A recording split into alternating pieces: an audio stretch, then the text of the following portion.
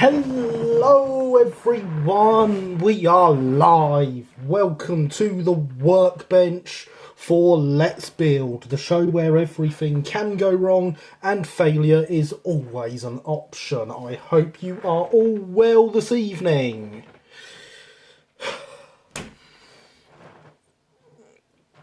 So, let's see where chat left off when I started putting things live. Look through the website. So another question, what's the difference between bodyline and normal? Bodyline kits are odd kits, contain no chassis, intended to be used to form build trying chassis. Modern kits have full chassis. Yeah, exactly what James says. Helpful as always, but he is quite right. They do indeed. This is a full kit rather than a bodyline kit. I do have some bodyline kits. I'm just looking over to the layout. I don't think I've got any up there at the moment. Hang on just a second. I will go and grab you one and show you.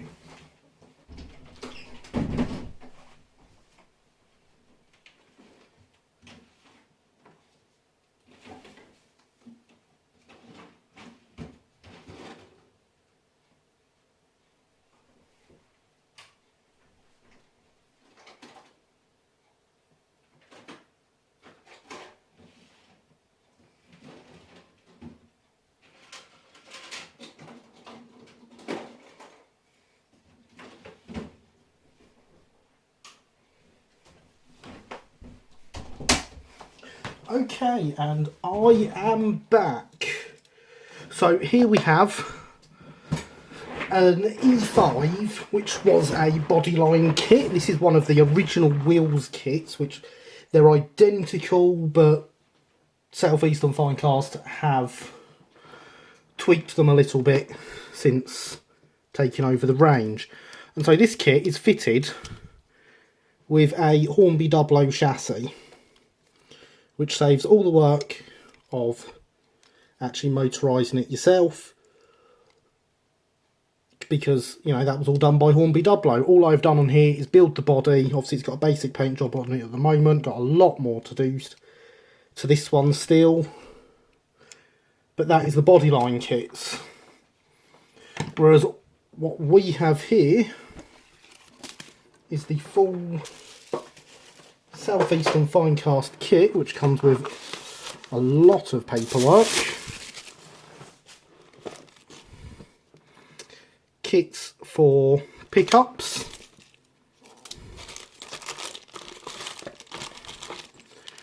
Romford wheels, which are separate. They do not come with the kit, but the chassis is etched. So we need to build the chassis ourselves. In the older kits, before Southeast and Finecast got them, the chassis were cast white metal, so there were, you know, a lot less detail. But at the same time, all you did was put the wheels in them and they went. Good evening, Luke. Welcome. How are you this evening? It's good to have you with us. In fact, it is good to have everyone with us. The actual bodies between the bodyline and full kits are the same though. They are white metal, which can be glued, can be soldered. We have glued white metal on this channel before, so as I'm sure you all know by now, we are soldering this one.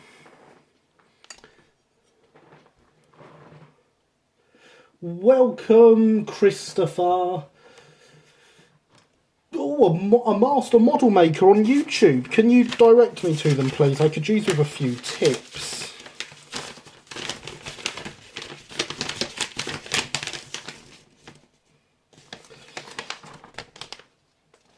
Such as how to get my arms around this camera and show you what we're working with this evening.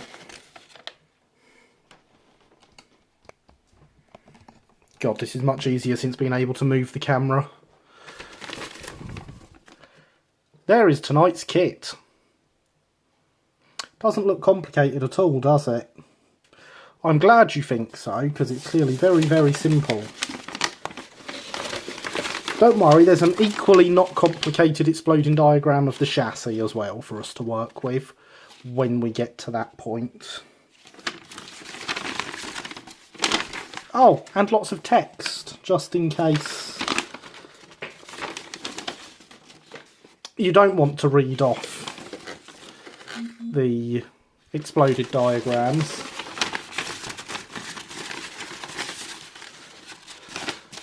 So yeah, it's also very nice and simple. I'm just going to pop the staple out of these instructions.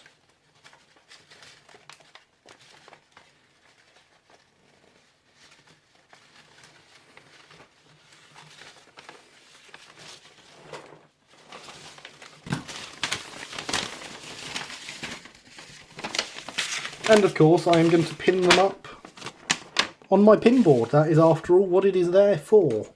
It is not just to remind us all that we do have a layout to build as well.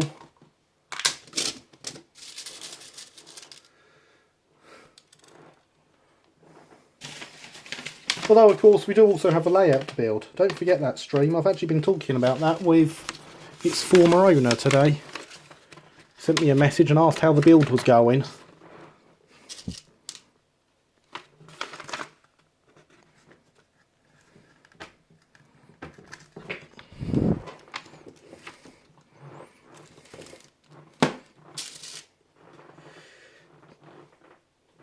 So, you know when I said things can always go wrong and failure is always an option? Is anyone noticing that I'm putting that up with the chassis side facing outwards? Which is definitely not what we're doing tonight. Yes, Inglenook project. That is a layout that is going to be built on stream.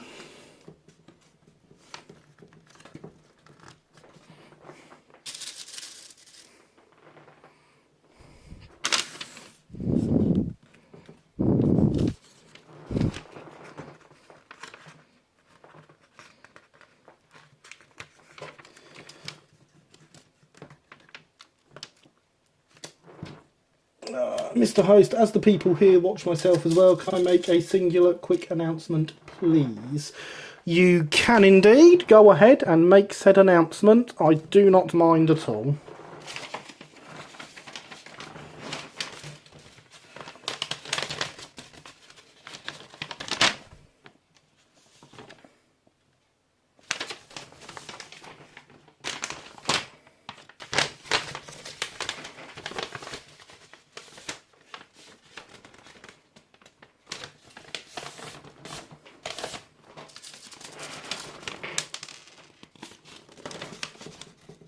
Oh, I didn't mean to hit you all there, sorry about that.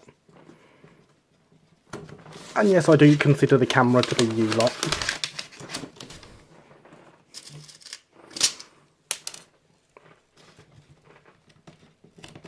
So of course this is indeed the most important part of the build, is knowing what you're doing.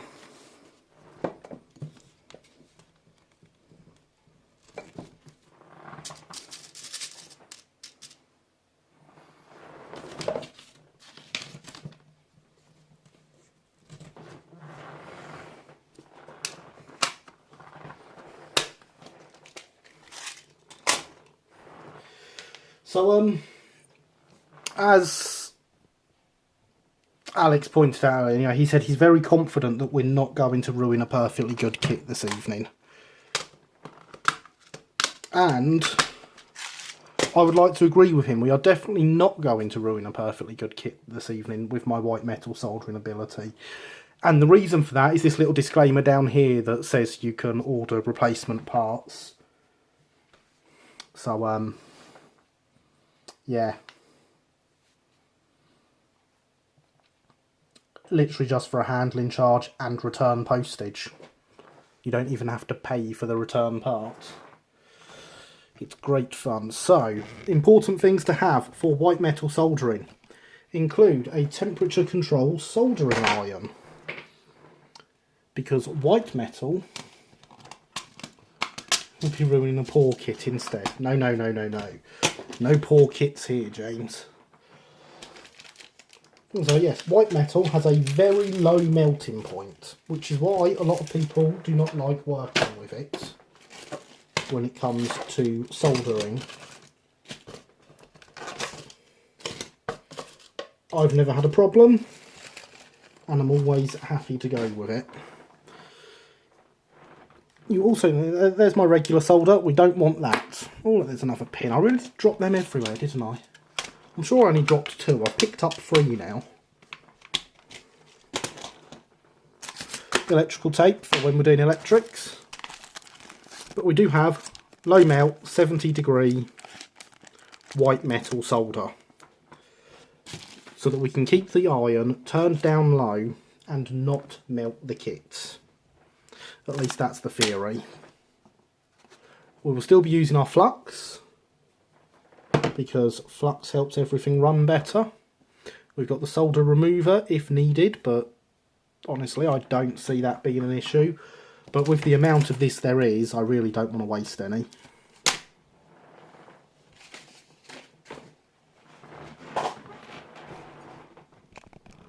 And we also have the usual selection of tools on this side of me. Files, screwdrivers, snips, pliers, rulers, knives, saws. Ideally everything we're going to need. Now hang on a second, I have pulled the charger out the phone. There we go, it's back in. Thank you. Firstly, thank everyone for watching. Can I say, due to the work on the house, there will be no streams from me. Worst case scenario, 4 a month. So please sub to Mr. Oak here, smash that like button. I'll ask again, is the chassis brass? Sorry Luke, didn't see a previous message. No, it is nickel silver. Which is slightly more silver in colour than brass, and I believe slightly easier to solder. Also, might I ask, is there another method to put the kits together, or does it have to be Whitemetal soldering? Super glue! Super glue A1. There's another one. Oh, that's now 4 that I've picked up. I'm sure when I took that out, I only dropped 2. There we go. But yes, A1, you can super glue Whitemetal kits. We have indeed super glued a Whitemetal kit on this channel before. And that was a rather wonderful kit of the Titfield Thunderbolt. But definitely recommend checking out those streams, because they were great fun and we ended up with an amazing loco at the end of it.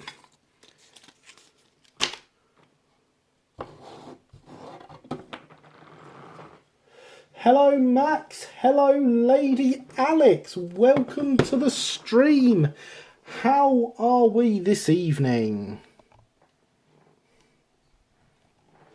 Oh, and of course we have here my soldering block. This is a jeweler's soldering block. Means that all the heat stays in the parts, nothing goes into here. And the ceramic pliers, tweezers. One day I'll say the right thing. That day is clearly not today. Sure does be far. Can't even do any off-stream stuff. Literally everything bar my phone and iPad are not here. P51 Mustang was last for that time too. Evening. Hello Alex. Oh, will people stop messaging me? Right. We're going to turn a soldering iron on. The soldering iron is turned down, so you can see the temperature rising there. It's a thermostatically controlled iron, so it does make sure that it has the right temperature. This is the temperature in the tip of the iron. 200 degrees, which is the lowest this iron goes.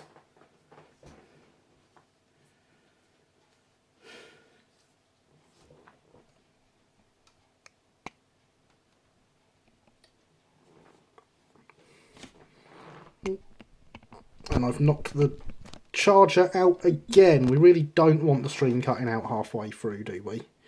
Because my phone died. We've never done that before, have we, guys? Fine Scotsman still around, like to see it someday. Yes, yes it is. Someone has to want to see it. So it wants us to start with the foot plate. Which, I mean, I hate to break it to it, but the foot plate is clearly attached to the tank sides here. It even lists them off as left and right, left to frame. Yeah, okay. I'm going to pull all the bits out because I like to be able to see what I'm working with. I'm also going to get rid of this cab roof because these are the later SR rebuilt cab roofs. We do not need that. We instead need this cab roof,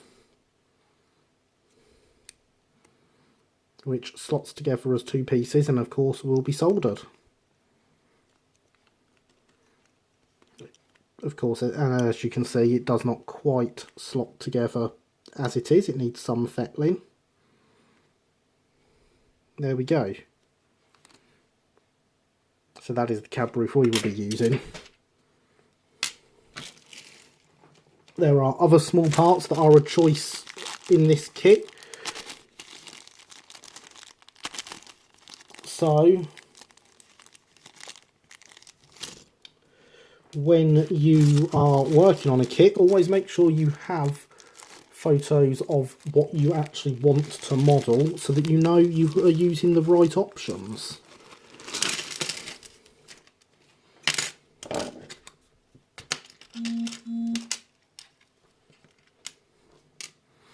Ideally, you want the exact logo that you are going to model. But sometimes that's not possible. So at the moment, I don't actually know which i3 this is going to be.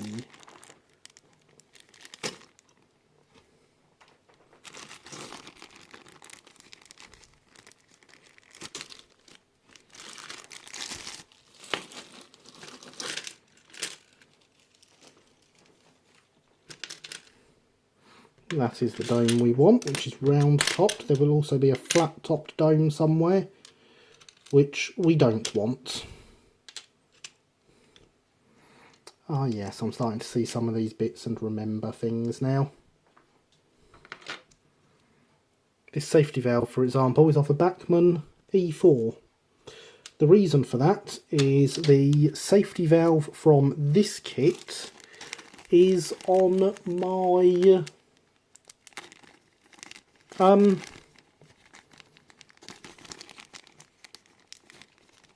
remembrance tank. Also, yes, you should stop saying sorry for the questions. Everyone is allowed to ask questions. What kits do I recommend? The ones that provide the prototype you want. Oh no, there isn't another dome in here. There would have been another dome in here. Again, that's a part I've snatched out for something else. So, we are starting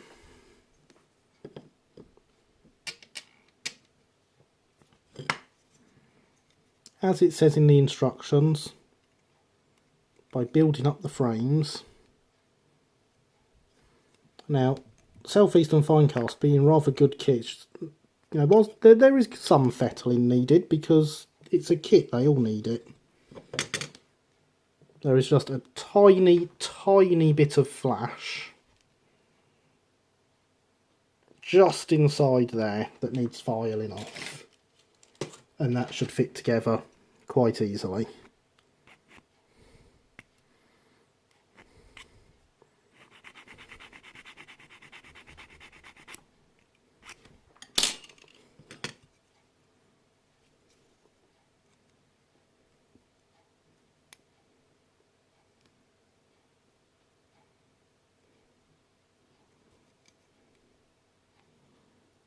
Okay, also I'm going to take a little bit off here because that looks like the easier place to take it off in that direction. Now, who remembers how much soldering we had to do for Lion? Oh no, look, I think that whole chunk there wants to come off. That's easy enough to do because Whitemetal is nice and easy because it's so soft to just slide your knife through.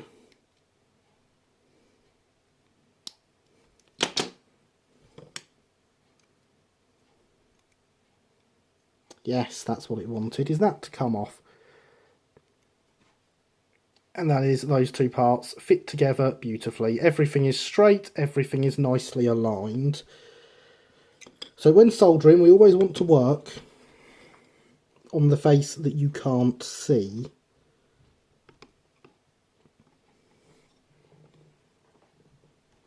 Because anything else would just be silly. Oh, lots and lots and lots of stuff. If I were a kit builder, I would recommend anything you can build something square and simple. Yes, sounds like my E4 is going to lose its safety valve and a dome. It's already lost its safety valve, Luke, but not its dome. The safety valve from your E4 is this one, but these kits have an option of domes. The only one I've used is the one I don't need. I'm going to be working on trying Dock Shunter with Don, the British variant. We're remotoring it. I imported it from Hatton's Model Railways to the States. That sounds excellent, Max.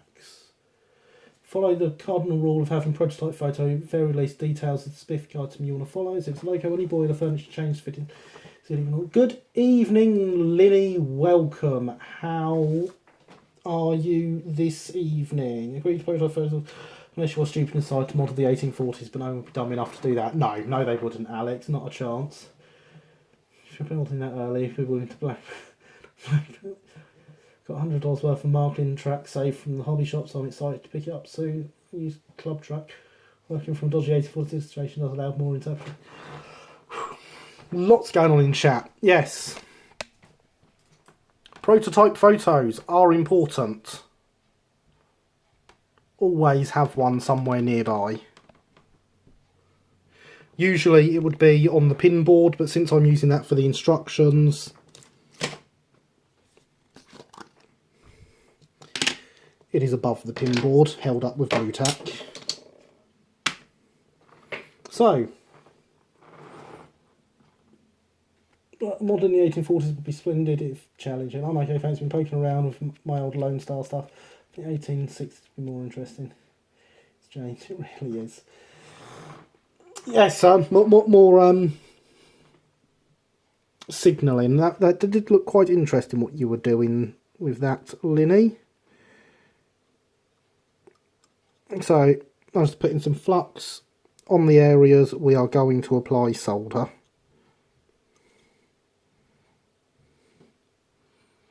And I think that is it for this part.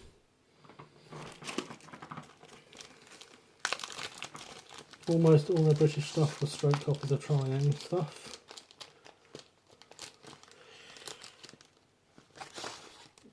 I did not know that.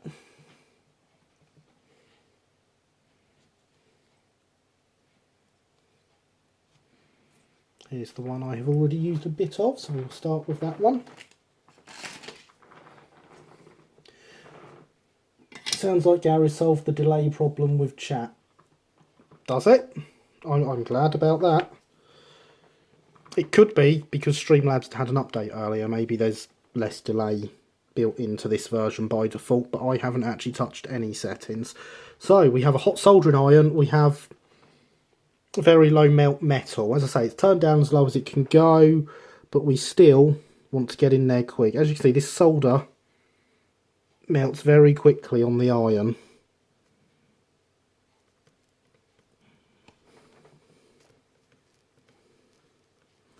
And we do want to be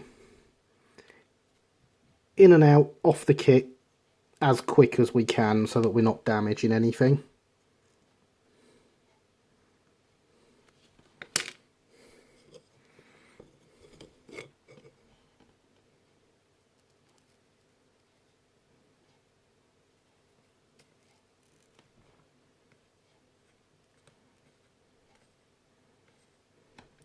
And there we have it. I have soldered Whitemetal on the channel. It's a little bit thick and bumpy, but I think it's okay for this build, remembering what's there on the real thing.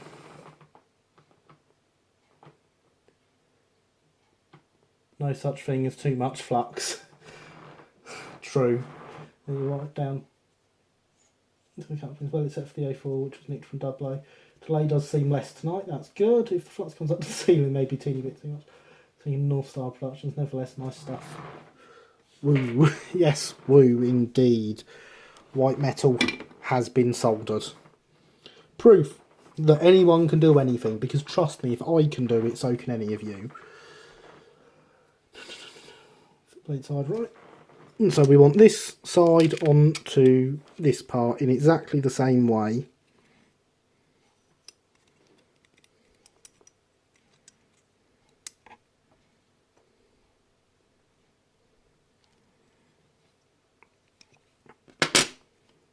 As with that last part, we're just going to cut out a bit of flash and take a chunk off here.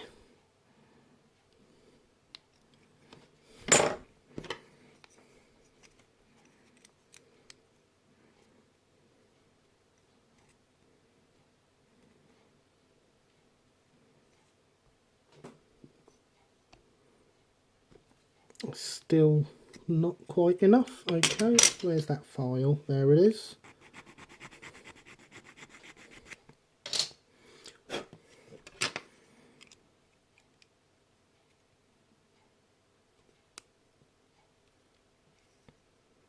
Again, as I put this together and we see just how easy it is to put together the parts from a Southeastern Finecast kit, in that they are actually, you know, they're not attached, they're just holding themselves together because they fit so well. This is what kits should be like. Remember when I said Lion was a hard kit and no one believed me? This is what a kit should be like. Yep, Oak Hill's got an adjustable soldering iron, lead solder 6337. This is even I usually use lead solder. This is 70° low melt max, so even lower. Focus, there we go. So how much does an average kit cost? It really varies. I believe Southeastern Finecast kits sit around the £85 mark for most of them. I actually got this one second hand off a friend at club for 40. But depending on the material and everything else, they can vary. A1, is it true you can solder brass with standard 25-watt soldering iron? I don't see why not. My soldering iron was in a meter's distance of Whitemetal. There'd be no kit to build. Depends how big bits of brass are. So will those awesome coaches for Jenny be available at some point? Basically, big pieces about the more watts you need. Like around £47 addition parts, looking around £150 average guesstimate A1. I think Lady Alex is probably right there. I think Alex Miles just waiting the last few bits of ducting to arrive, but soon. Awesome, those coaches make so much. See, for my project, it saves me having to find and buy them modify rocket coaches, and they'll look so much better than rocket coaches, Alex. Where did I put my solder? There it is. 6337 solder will not work for building white melt kits. White melt melts much lower temperature than normal leaded 6040 or 6337 solder. No, exactly as Linny says there. This is low melt 70° solder, because white metal melts quite easily.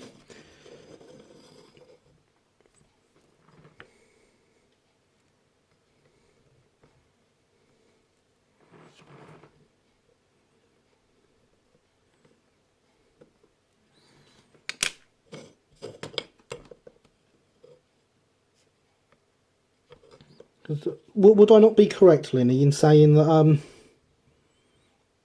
white metal is essentially solder? Is it not?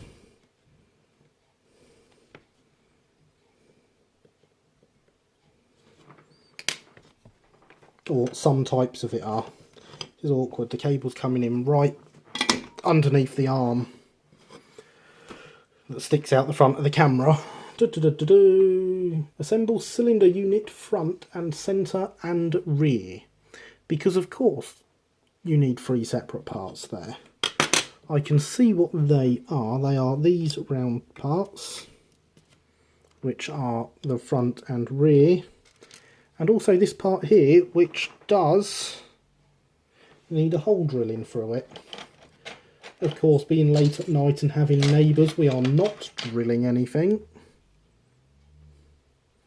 But we can just poke through with a file. That's gone straight through.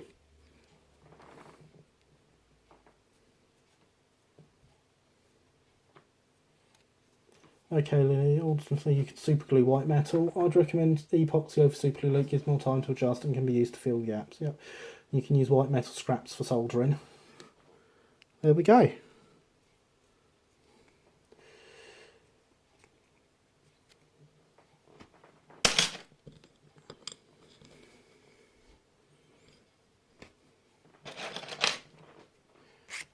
So I'm just going to clean up with a file there because I can see some slight bits of flash.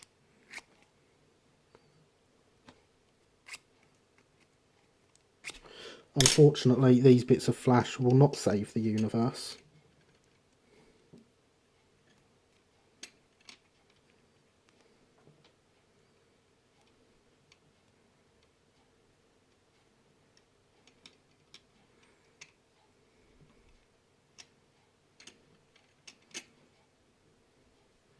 And I'm going to trial fit these on here.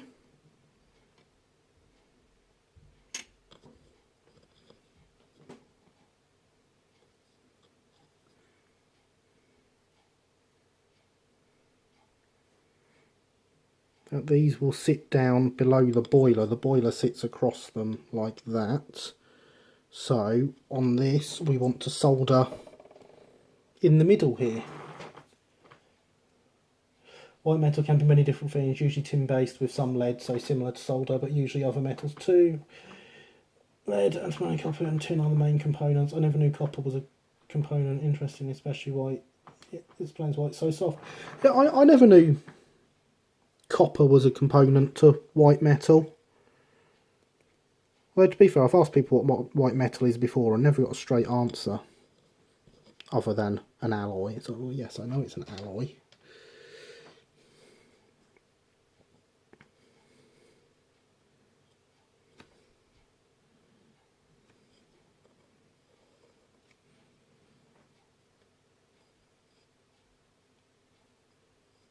So flux down both sides.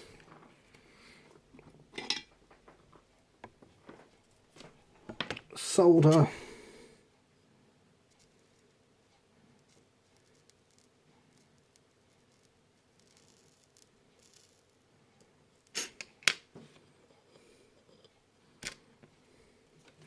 Now I don't know how well you can see it, but I'm only very quickly touching the solder onto the actual pieces. It's a quick touch and lift back off.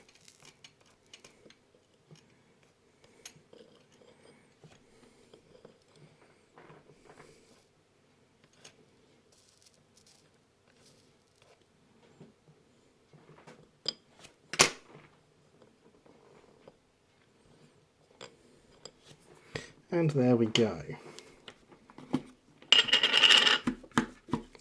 Dip that in there, get some of that flux off of it. Hydration is important. Going to have a bit of my Gatorade. Hydration is indeed important, Max. Well said. I was genuinely just thinking it.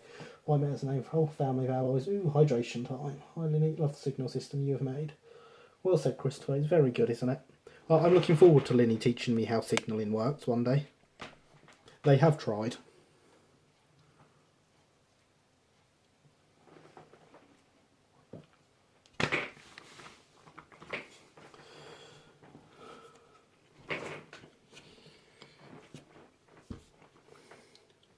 And fit to footplate side left. So left is the first one we did. So I say it fits just in here. And again, because these kits are so nice, It is all shaped and it literally just fits in its space there.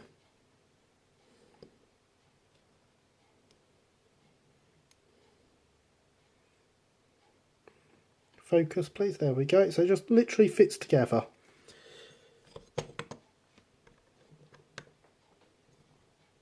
Just the way a kit should be.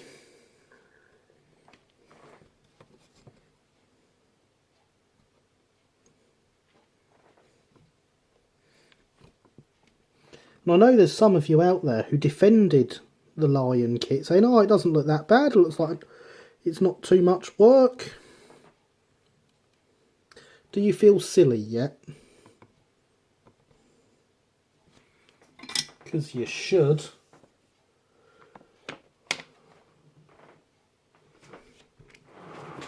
I'll bring down the modules sometime, Gary, maybe even do a demonstration on the stream. That would be excellent, Linny. I love that idea. We are using the new soldering iron for the first time. Yes, we are, Max. Yes, we are indeed.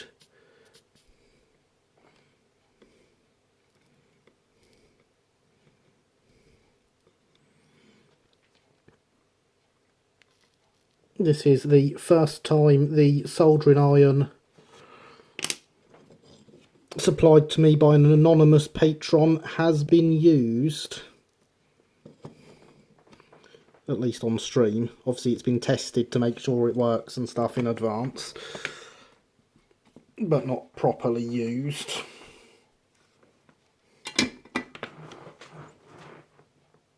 J-Class is very hurt by this stream. Oh dear, Harry. Bit of a trek down from Scotland, though. You said yourself Lion wasn't as bad as people made out. Yes, but I never said it was a good kit. I still said it was a bad kit, Alex. Reminded me I used to do more filling on that Kitmaster project. Well, now is as good a time as any, Lady Alex. I am told I make great background music to modelling. Harry, you mean at 484 from Western, okay? No.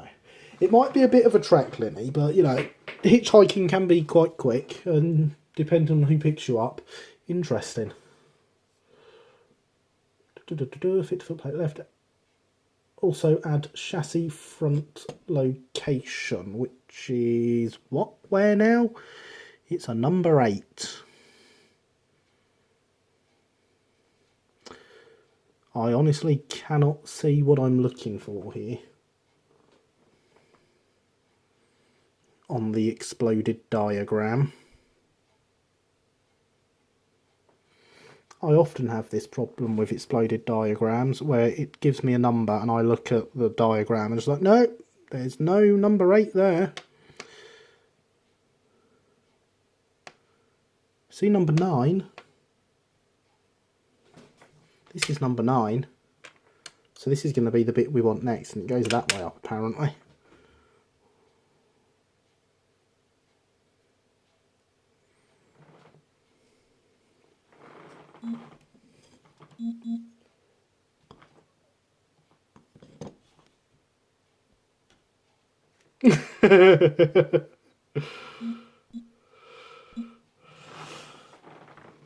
I make no comment to that, Linny, that you have sent on Facebook. Oh, look, I've not put that in straight. That was silly of me. Wouldn't work very well, would it? By the time we've added this, we'd have a bit of a wonky loco. Can't be having one of them now. The question is, which bit did I not do straight? I think it is the side of the frames that I've not done straight, if we look at it head on. But that's okay.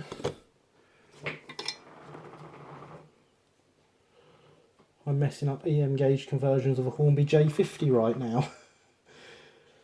So not N-gauge stuff this evening then.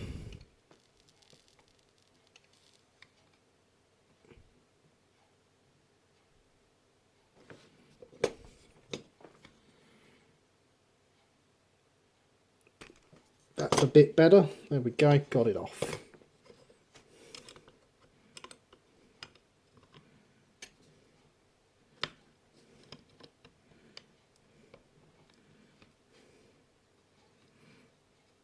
Now, a good modeler would have a jig to hold this all in place and make sure it stays square.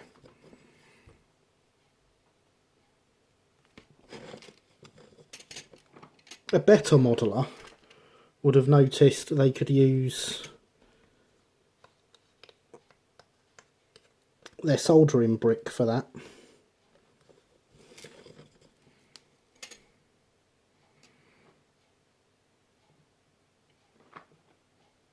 That looks better.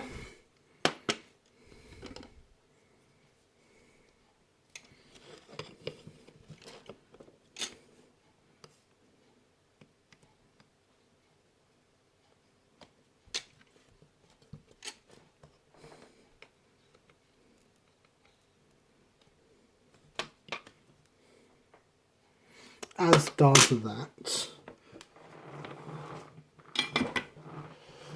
There you go. It depends on whether I can get away from job centre for long enough to come down. Yeah, I understand that, Linny. Yes, it is. And if you don't want to build more than one kit and the rest of your time don't do it, it's torture. Not saving into for a club layout. Ah, club layout. Messed up 2/3 of the axle and all the replacement axles join this stream so far. Well, that's a good start. Rather replacement 2mm silver steel bar. Interested to use spare floor tile soldering brick. Train show this in 6 days. It's not a floor tile. It is very much a proper soldering brick. It is a jeweller's soldering brick. Look, I've even put that on at an angle because I've not stuck it into the back properly. And people think I'm good at this.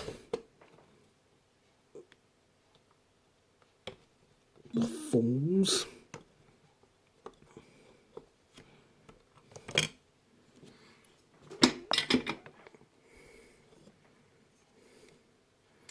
You can tell how little time I actually leave the iron touching this.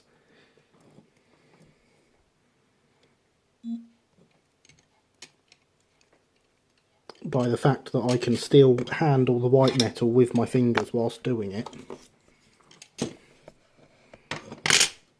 That was clever. That's what you get for looking at the camera whilst doing stuff.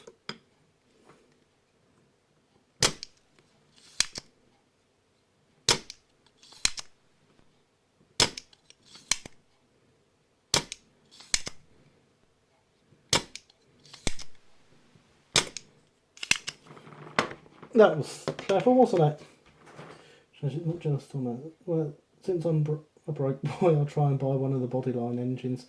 Since I still have to do the GWR Buffalo model. It's soldering, you can do it as many times as you want. Yes, that is a very good point, Linny. Very good point indeed. Soldering is nice and easy to undo. In case you hadn't noticed.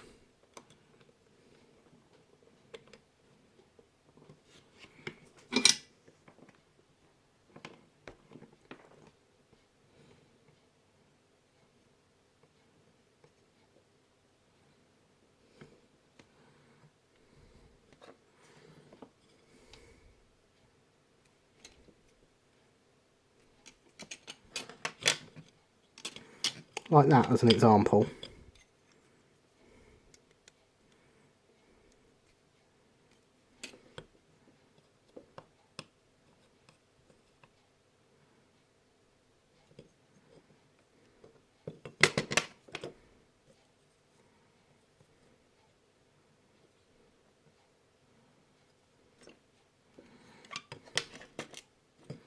So I'm going to solder along the bottom of this as well. I just get the impression that would be a good idea.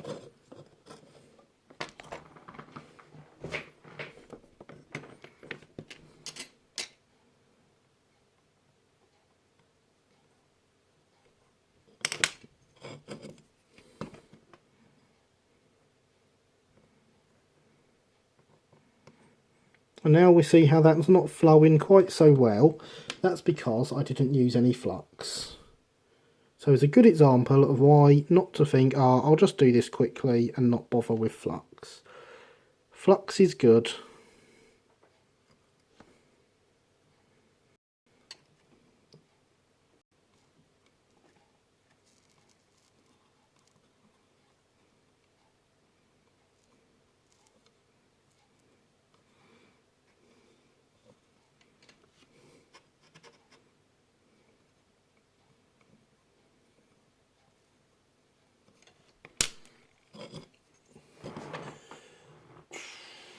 At least solder suckers are good for cleaning up too. Yes, they are. Right, I've come to conclusion. Great West Main Line, boring. So I'm taking an HST over beat up to Glasgow. Fair enough. Looks like it's not straight at the front before you solder it. Oh well, I approve of flux. It's straight enough for in real life. I did see what you were on about when it was on camera. It's not really visible in real life. But yes, there is a slight bend to the front of it, I did notice.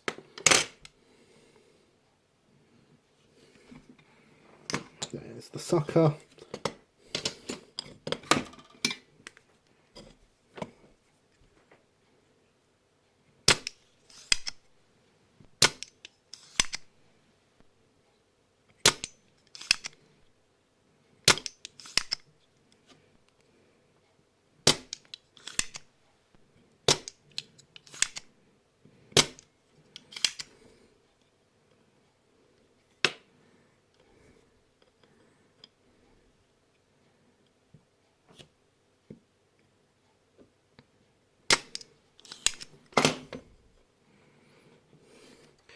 Now that we've taken most of the solder off there and completely broken it apart. Oh no, we had broken it apart, now it's reset.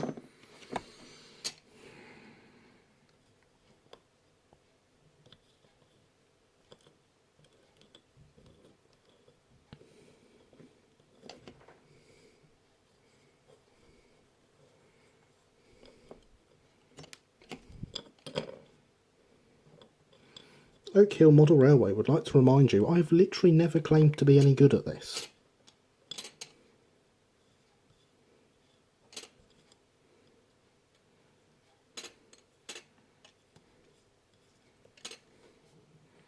Any illusions of good modelling were purely your own.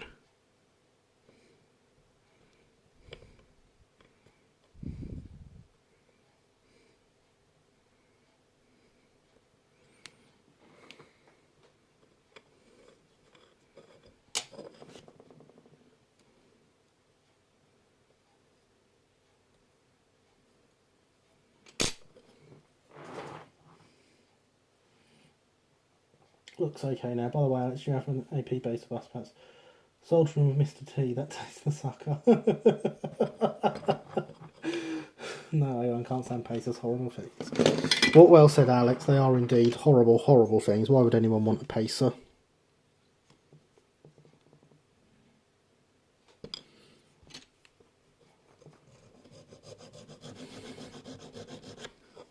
So there's still a fair amount of solder on there. Rather more than I'm going to attempt to remove with the sucker.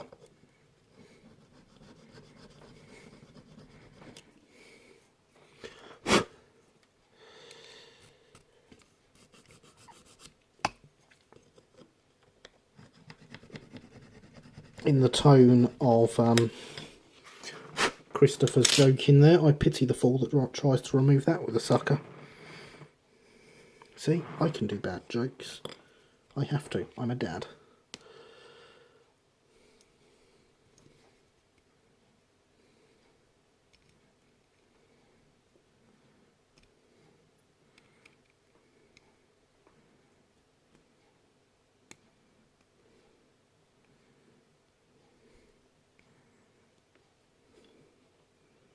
So now we get the problem of, I haven't soldered these on quite straight. This one here appears to be at an angle, yes. That's showing up quite well on camera.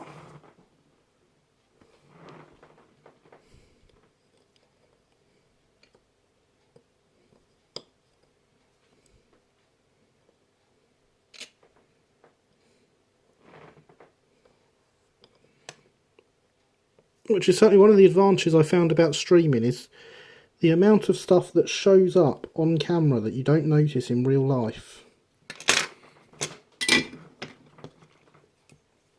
Some of it makes life much easier.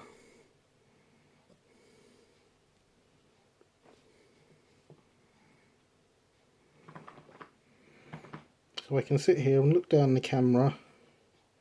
So you can see the bend in it now, but you can't see that in real life. And because you can't see it in real life, it won't bug me.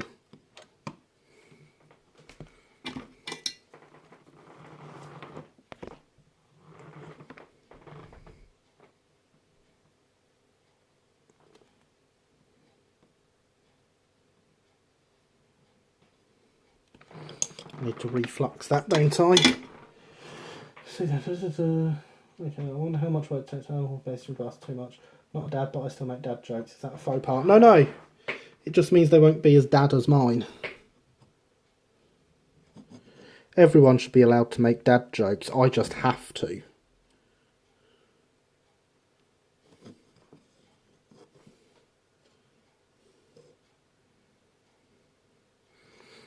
Especially now that my eldest is at the age where it embarrasses her when I do so.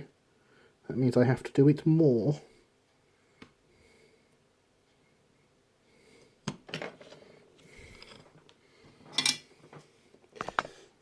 Set it on fire, Lily, then it becomes one of the buses round here.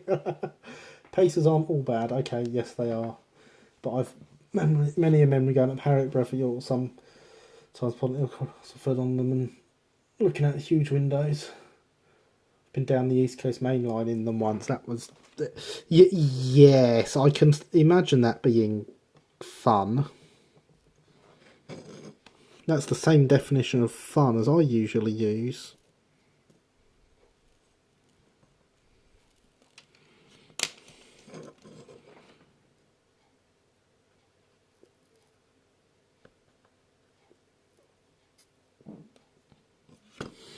There we go, we're back to where we were before we started taking it apart.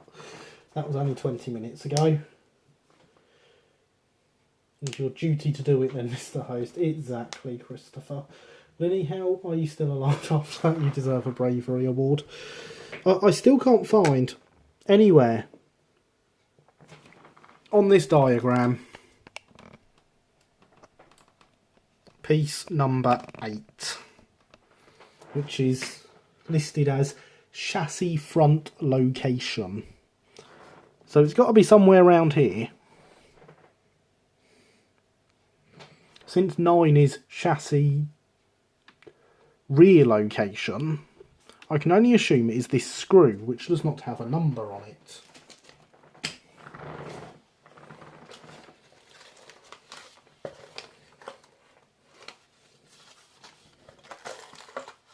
And is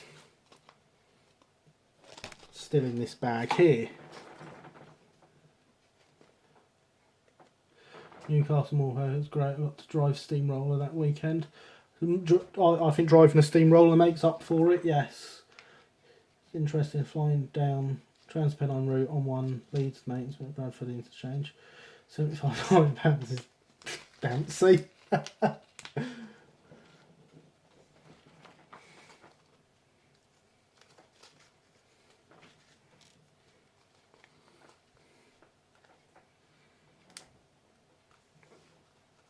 I will soon be into this packet and have the screw.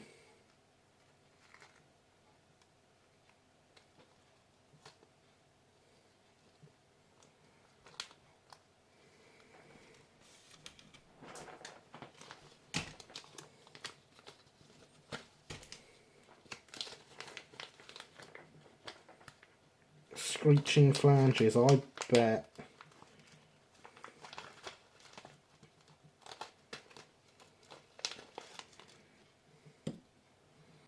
one screw. Getting a bus into Leeds City Centre at 6:45 AM down the A6 M1 isn't much better at 6:5. Haven't seen a pace won't judge or the UK in general, but anyway. Screeching Flanges sounds like a band name. It does, doesn't it, Alex? Yes. You are quite right, sir.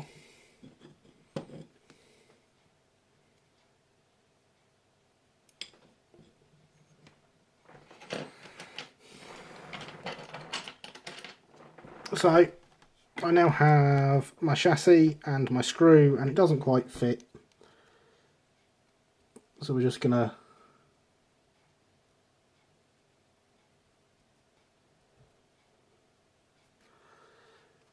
do a little bit more there. Replacement for the monologues. 8 Freight Blues on earlier, speaking of railway music. Oh, very nice.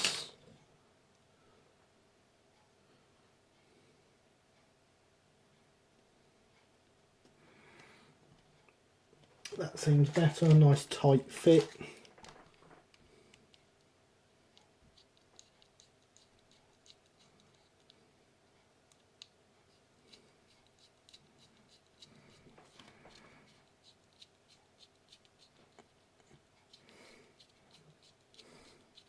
But yes, I honestly cannot see this being anything but this screw.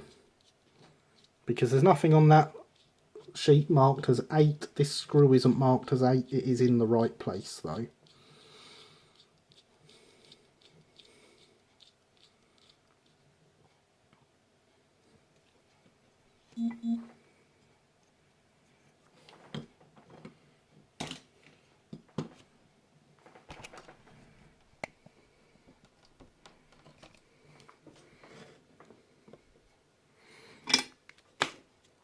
And I am, of course, once the boiler's on, I'm not going to be able to get to that screw. So I'm going to put some flux on and solder it.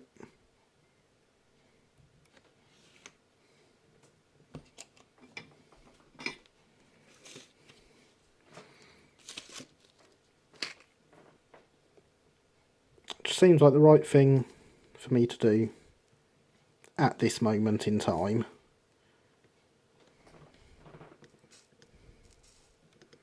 Future me will find out for definite.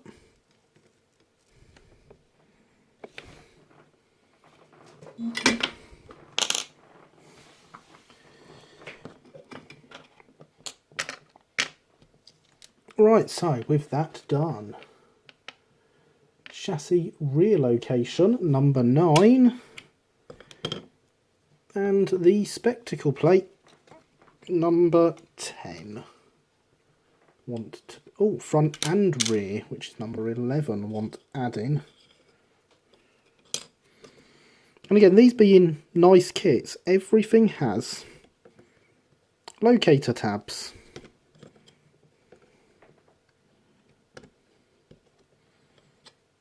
So I can try all the parts. I can say, oh look, there's some flash there. That's not going to fit before I've come anywhere near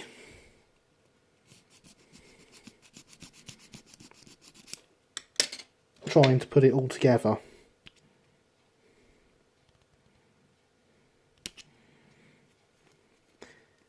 And you know, unlike when I was building Lion, as I put this together, it stays together. I don't need 8 hands to make sure it all fits. Which it does. Would one not normally build the chassis first? The instructions for this start with the body. The chassis is later in the instructions. Also found 27 perfect bike, but I don't know what to do. Make it double frame buffalo. Have any ideas? Plenty of ideas, A1. We shall discuss that at some point through the week. I'll draw you up some pictures and stuff as well. Storming update. Valence Raw and AWS bells ringing. Watching the stream. Does life get better? It does if you have Hydration, Alex, because hydration is important.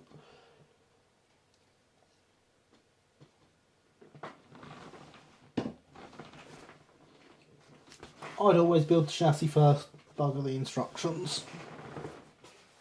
I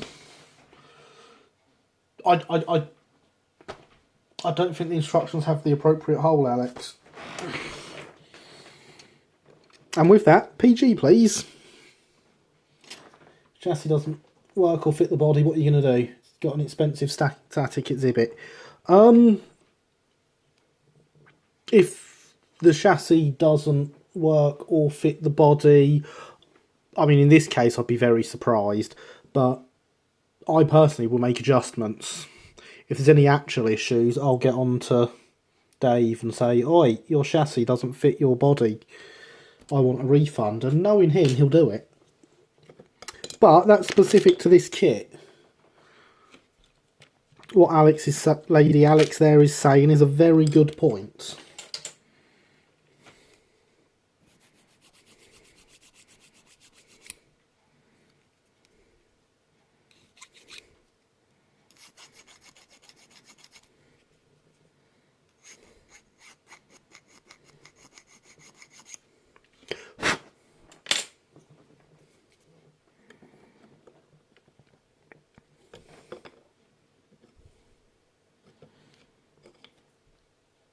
You could indeed end up with a very expensive static exhibit if something doesn't work as it should.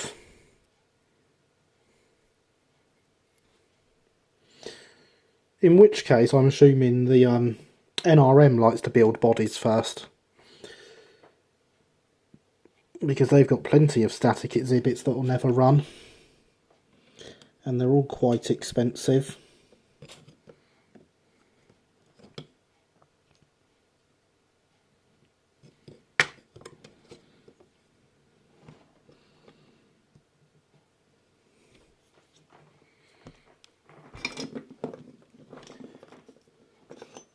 Just coming up. Yeah, that's an interesting name. I'll give it that.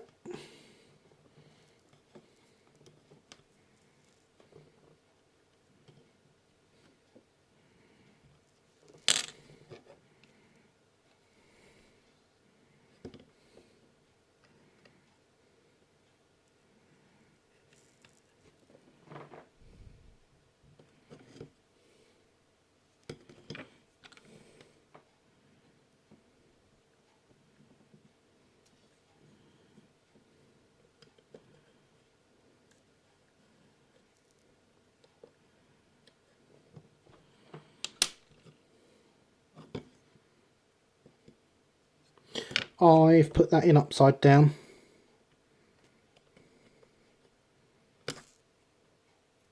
It goes that way up.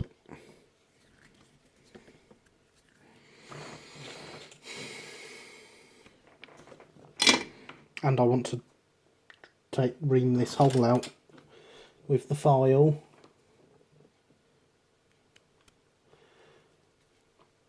Don't think the locomotives at the NRM are made of white metal. No, James, they're made of the tears of those of us who want to see them run again. Oh.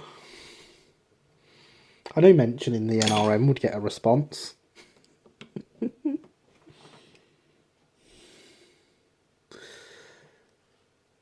And let's be honest, they may as well be made of white metal because they're never going to run again. Take Green Arrow as an example. They even joked about that on April Fool's Day.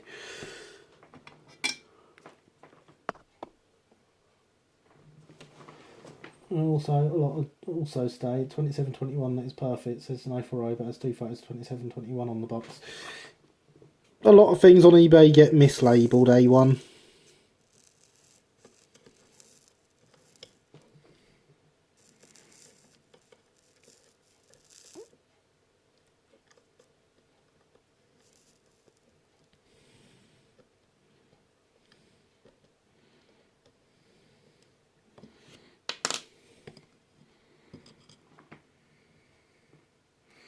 Looks straight to me. Find out when we go to put it all together, won't we? I'll be heading there in 3 weeks. Awesome. So 3 weeks time we're going to schedule a joint live stream then, Linny.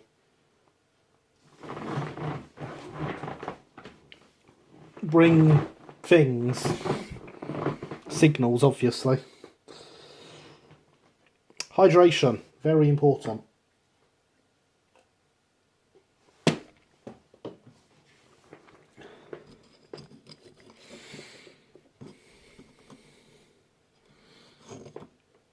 So now is when we see that it's now slightly too far forward.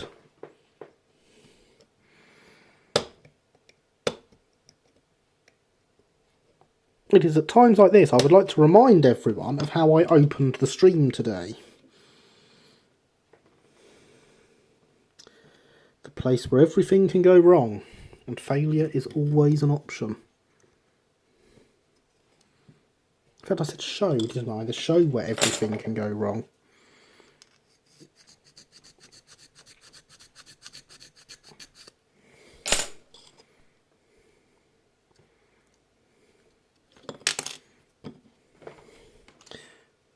Right, which way round does it? It goes this way round.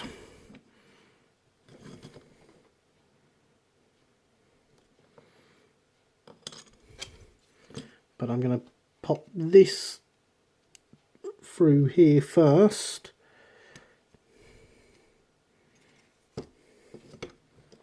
And see that, yes, that does need some taking off.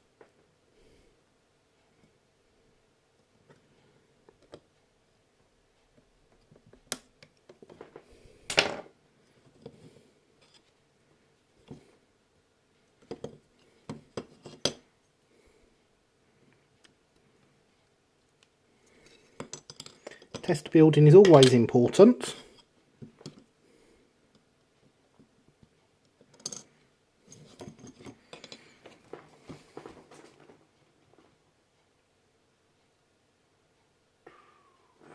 Working on a Marks HO battery operator controller, we're trying to save it. That sounds cool.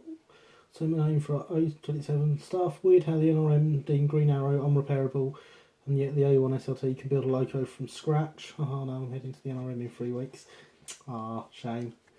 Anything good LBSC wise to see there other than the G class? There's a Terrier. And there's no G class though. It's a B1.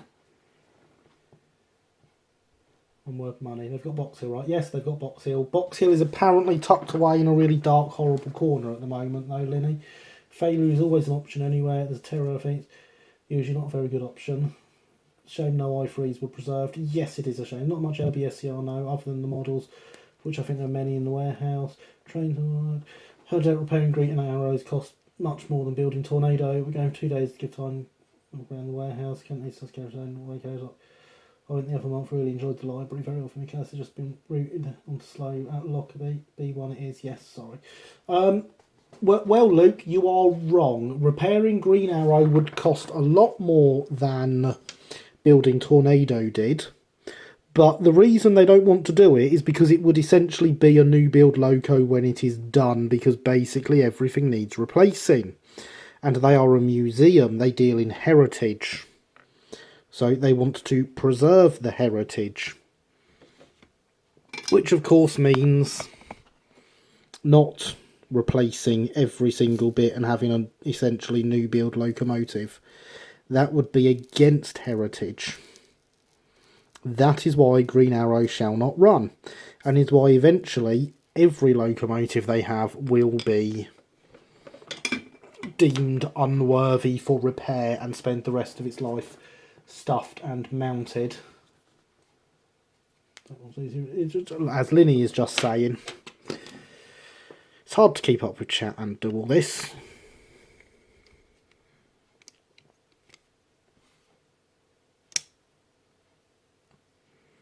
There we go, see? So that all fits together nicely now with that little bit of fettling.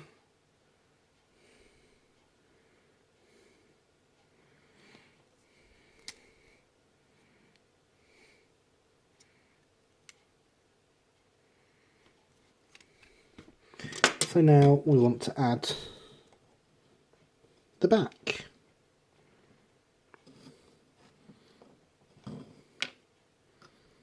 Which does fit in there very, very nicely.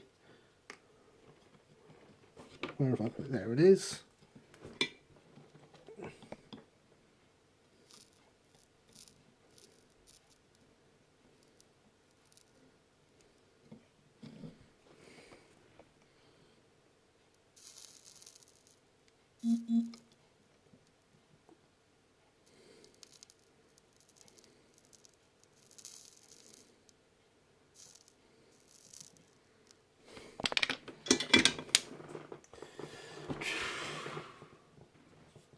Which of course means we could need a new build V2. Rocket noises.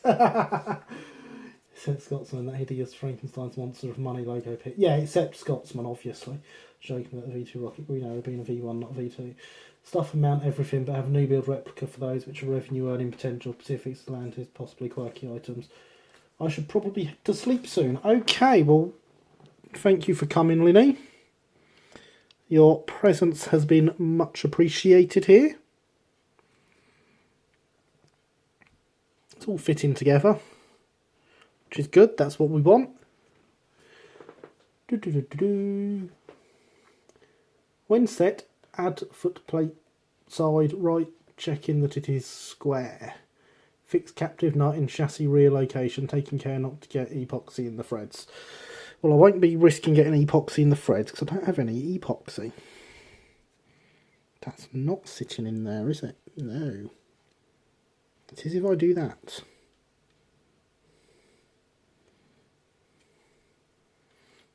We have a slight bend in this one.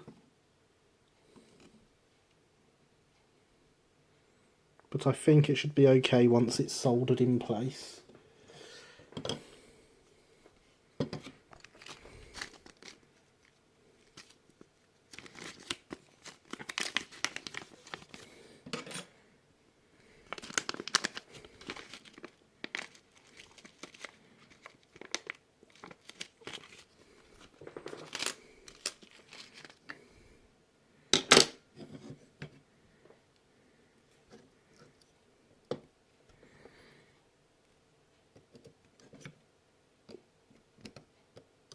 Oh no, it's stuck.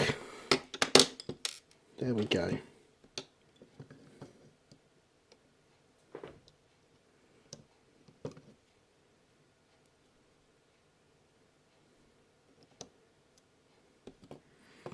There we go, it fits. Don't forget to smash the like button, folks, and subscribe too. Incidentally, will you be doing the chassis and painting on stream too? Yes, James, the whole thing will be on stream. Painting may be a little bit delayed because I don't think I have enough umber paint. I will have to check, but it will all be done on stream.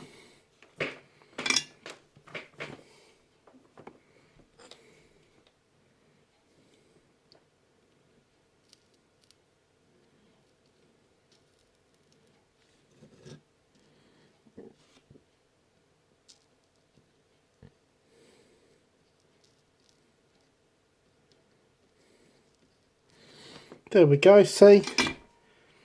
Didn't get any epoxy in there.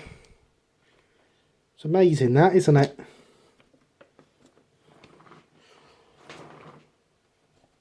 Do you have one of those big chassis jigs? Nope. Speaking of replicas, what happened in your comment about the 110 project? The 110 project is a horrible, evil thing that will never get anywhere. A1. Green Linear and Green Arrow is a V2. Cough, rattle can cough. Halford Vauxhall Brazil Brown cough. Terrible cough you've got there, Alex. Hello Stephen, thank you for looking in. Very much appreciated. Yes, I'm very happy with it so far. Bit of white metal soldering without melting anything so far, which is wonderful. Everything is going better than expected.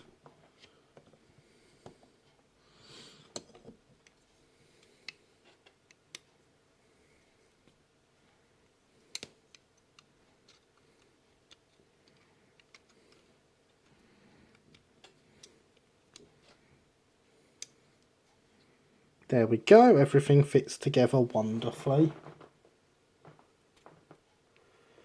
Forgot these streams were 3-hour sessions. Yes, Max, 3 hours.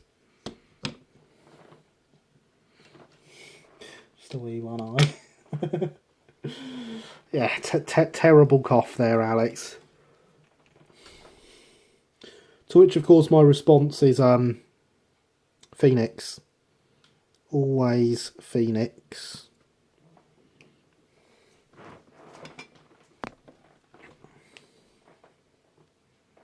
Did say to add this now, didn't it? Yes.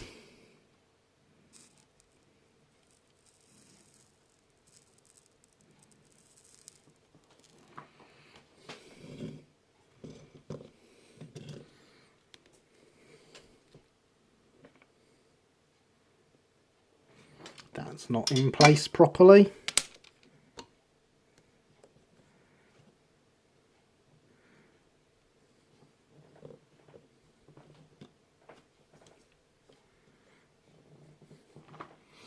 That's better.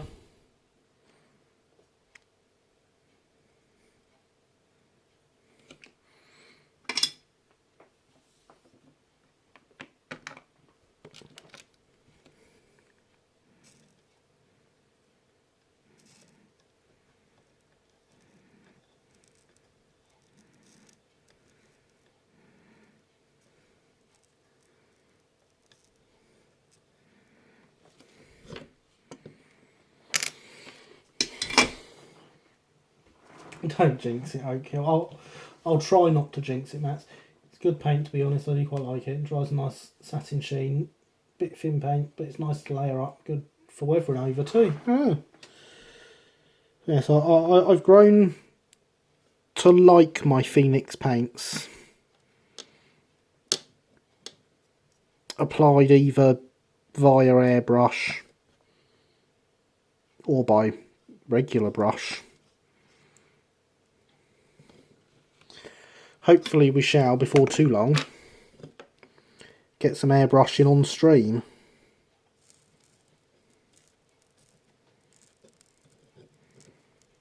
Because of course that is another skill we have yet to see. I say skill, but I mean I'll be the one doing it still, so don't expect too much. I'm just going to give that another clean off in the resin tip cleaner. Which removes lots of residue and stops the tip oxidising. Keeps it very nice and shiny. Speaking of, weathering tip for everyone, use a couple of drops of the base colour of your model, say olive green, and it will fade the transfers ever so slightly before putting the muck on. Very interesting, Lady Alex. Thank you for bringing that up. That is an interesting tip, and it's exactly the sort of thing that this stream is for.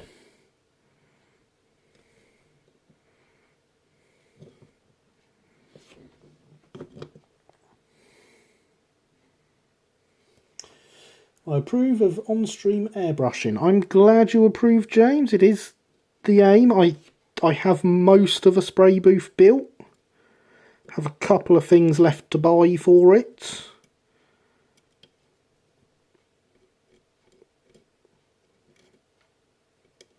And once the room is cleared of what it is currently storing, that booth shall be permanently set up in the new studio.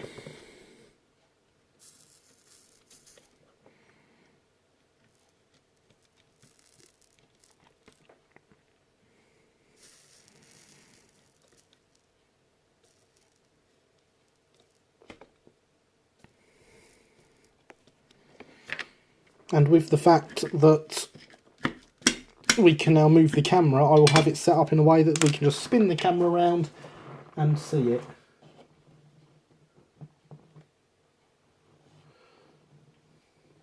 I swear the solder fumes are obsessed with me. Solder fumes. I'm not a fan of solder fumes myself, Max. So that's for an airbrush, even though we have a fan. DIY spray booth. Yes, James, DIY spray booth. I plan to do some airbrush and strings at some point, but someone has my airbrush. Can't imagine who that is, Luke. What is it storing, Gary? One of your children? Or is this the now redundant living room? Aside from the electric party, paste flux. Yes, Fry's flux. It's great stuff. Picked it up at Uckfield last year. So I just apply it with a pin. Literally, I just pick out from the lid. Applied with a pin. Paste flux is dreadful. I'd only ever use it for electrical soldering. I believe this one actually states not to use it for electrical soldering.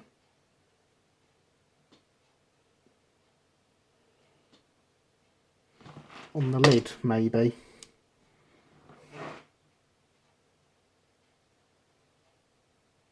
I'm sure it says somewhere that this one is not suitable for electrical soldering. That hasn't stopped me using it for such. I seem to get on with it quite well. Fry's flux better than Carr's red liquid flux or Fry's Turkish delight. I do quite like Fry's Carr's red liquid flux. Very good stuff. I do use it. And as for Fry's Turkish delight, I would much rather have the Turkish delight than the flux. Give it a go. I use Roxy Moulding's liquid flux. See, now I'd feel bad using Roxy Moulding's products on here because Dave of Southeastern Finecast and Dave of Roxy Moulding's really do not like each other. Hydration is important.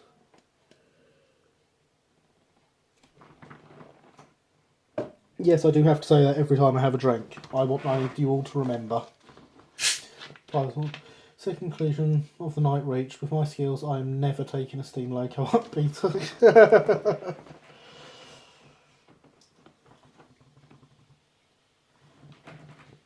But yes, this flux is good. I do get on with it. I do also like Carr's red flux, which for those that don't know is a liquid flux. And I've had a few different fluxes in my time. I use Carr's red label, not to be confused with Carlin black label either. No, one of them is going to hinder your modelling quite a bit, especially if you use it as a flux.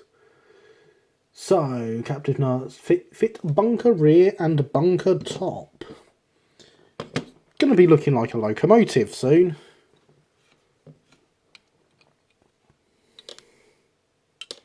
Would help if I put it the right way round. That would explain why it looked a bit funny.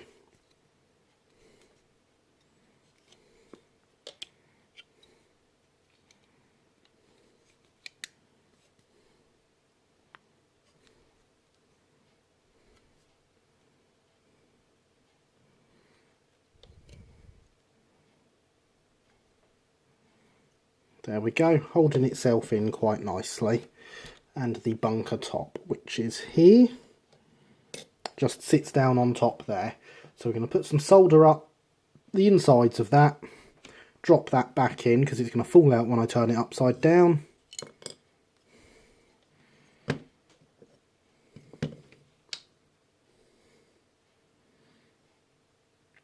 And then we'll solder that from the inside as well.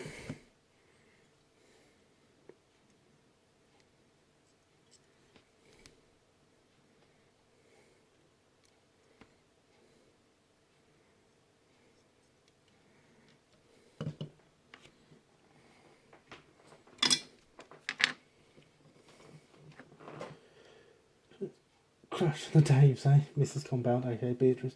It's a theory that all railway modellers are called Dave. I mean, if it would make it easier for her, Stephen, I will change my name to Dave. Honestly, looks great already. Thank you, A1. Tafina McPullman here. Can I take your controller?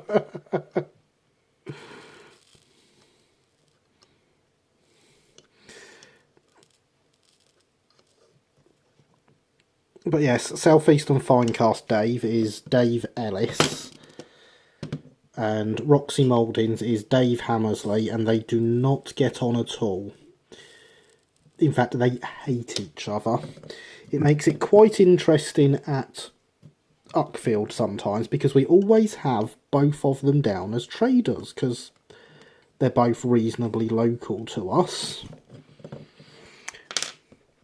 We have a massive, massive hall, and we have to put them at opposite corners of it, or they will go home. They won't even stay. You put them next to each other, Dave Hammersley will turn around and refuse to do your show. So yeah, I would definitely feel bad using one of his products on this. It is a very, very bitter rivalry. I don't know why they don't like each other, but they don't. It's great. Change my name to Dave the Mole could work. It's very sad. Why do they dislike each other? Absolutely no idea, James. As long as I've known them, they've not liked each other. And it really is a shame, because they are actually both really nice blokes. I get on really well with both of them.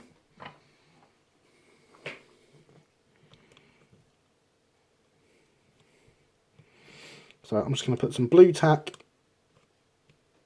on the top of that,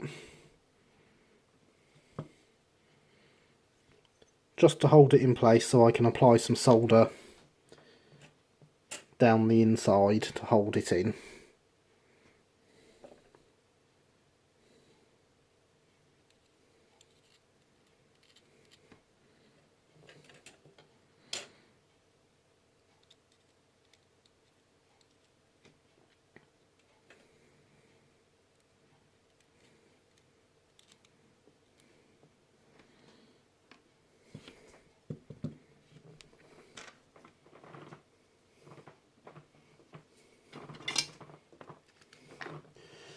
Sound like magnets trying to turn one around. There's always something petty in the hobby, I've noticed, and some figures are very divisive within the community too. Chair of our club, isn't it? Yes, Lady Alex, that is very true. There are indeed some very divisive people in the hobby. But as I say, Dave and Dave are both excellent guys. Really get on with both of them.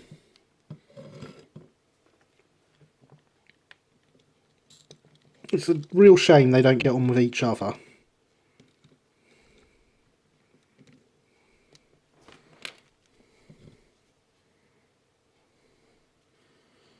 I always used to assume it was at least originally a business thing, but I can't think of anywhere they actually directly compete. So I don't think it can be a business thing.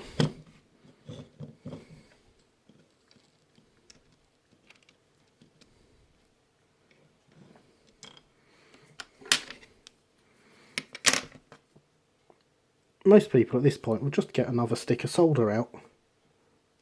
But I'm not most people.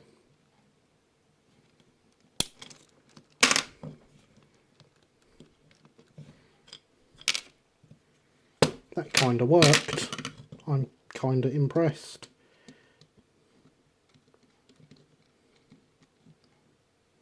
Yep, there we go. That's held.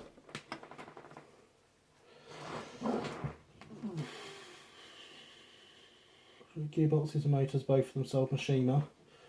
Business compares generally not related to personal hatred in any event. CEO of Hornby is not terribly apathetic to CEO of Batman. Okay, I just remember, did you find out definitely this Wally that you come in with the layout? Nope, never looked, to be honest. Roger, whose layout it is, wasn't at club on Monday, and I never got round to actually double checking via anyone else.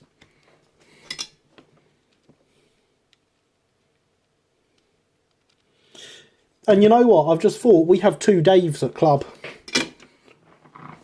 We're a club of about 30 people. We have two Daves. No, we have 3 Daves now, because we've had a new Dave start. So 10% of our members are called Dave.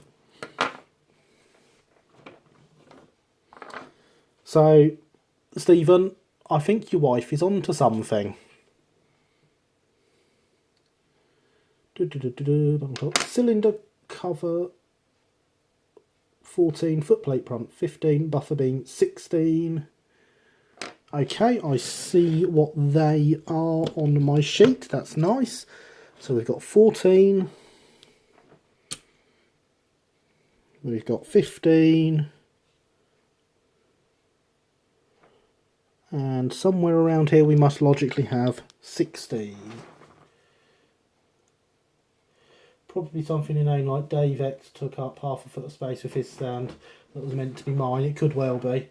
There's one trader in the SE who has a tendency to trade spread. It sounds like man spreading with table and goods. Hello, Will. Welcome to the stream. How are you?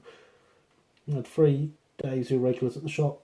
We only have 1 Dave at Clark. Good evening, Will.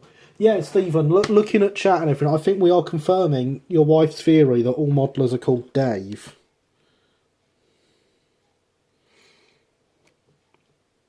So these are all butt joints by the look of it. Fun. This one needs a little bit of clean up. It's got a bit of flash on the sides.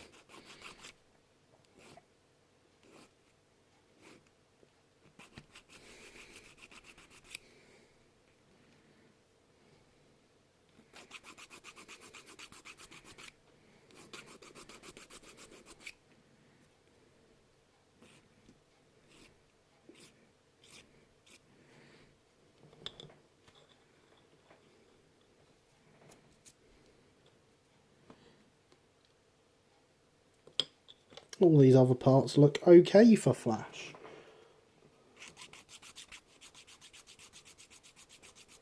I once worked in an organisation where 1 in every 5 people was called James. That must have been fun. Take it you all had to have nicknames there.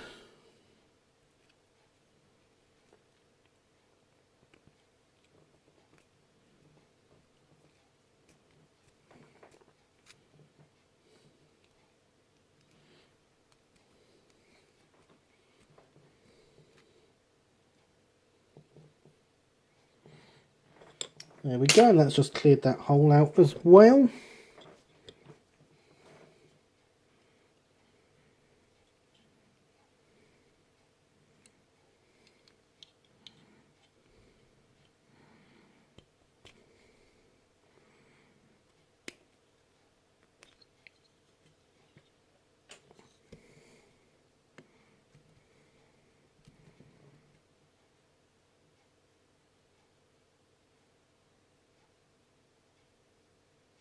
We were looking a bit funny there, we're not anymore.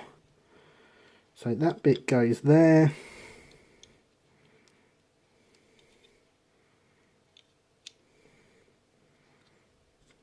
That bit goes there, that bit goes there. By the looks of that.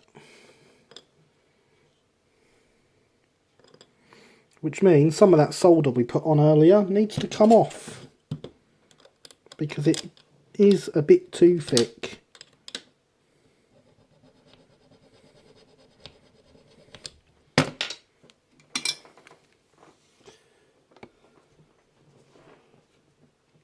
Started my first scratch build. Bought an old wood German boxcar, resprayed and cleaned it, and I'm planning to glue it to the base of the John Ball coach body to make an 1840s US boxcar.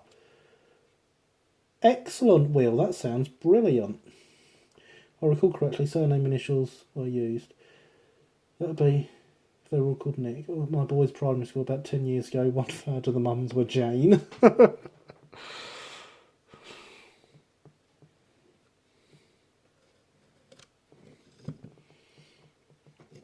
Got it for $1, so it's a win-win for me. That sounds excellent, Will.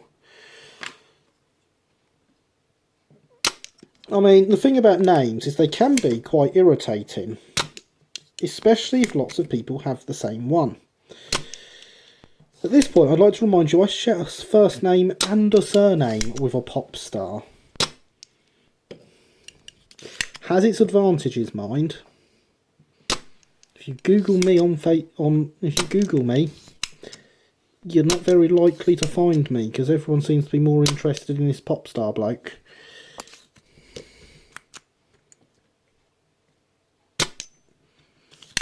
fact,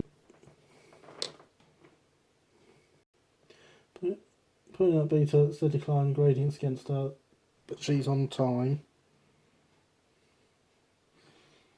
Oh good, I thought we'd I thought we'd completely kicked out for a second there. Looks like it's back to me. That was all on its own. I don't know why it did that, because I, for a change, didn't have to restart the stream. Do you have any flux clean? I have flux. My name's extremely common. I lag. Yes, lag. Phew. I do. I'm using this flux here. Was recommended to me by someone at a show last year, and so was purchased.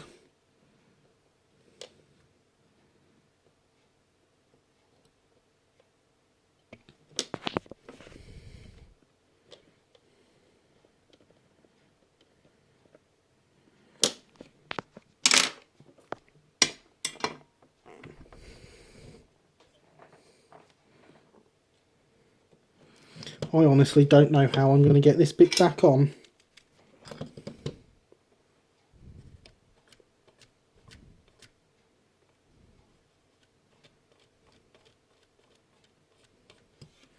Not cleanly anyway.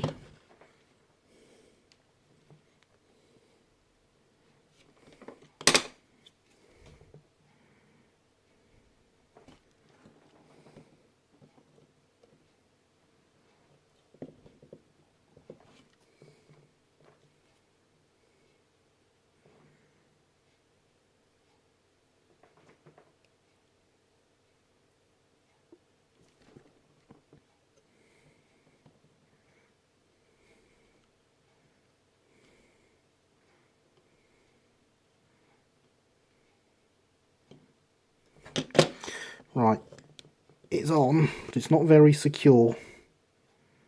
I bet as soon as I do anything, it falls off.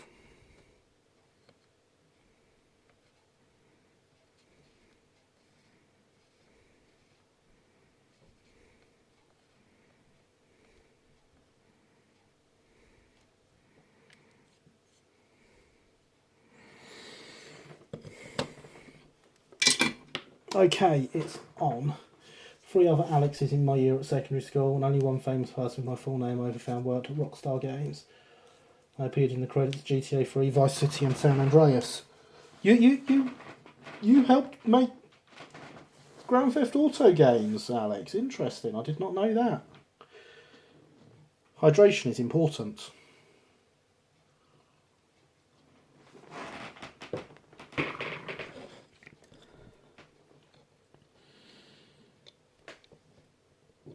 So there's now a little bit of flash on the front here we need to clean up.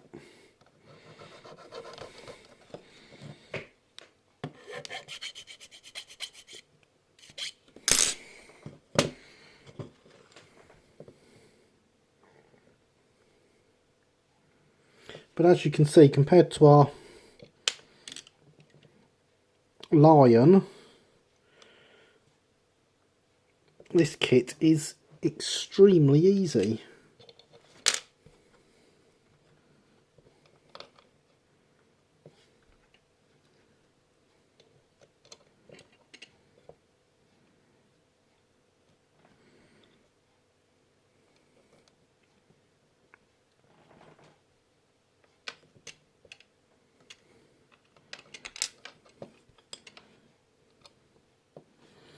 And so now we are ready to start soldering these parts.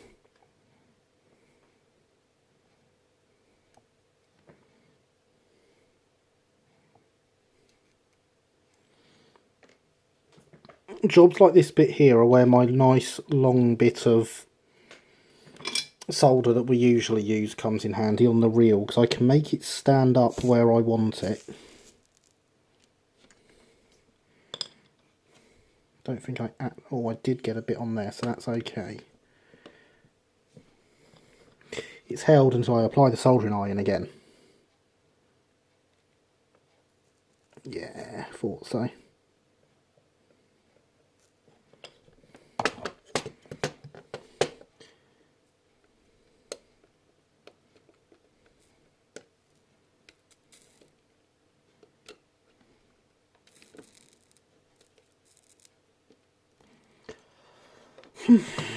I'd like to remind you that this is 200 degrees. It's rather warm. And right next to my finger there. This is where being a chatbot has its own advantages. I think I've detached that faceplate a bit.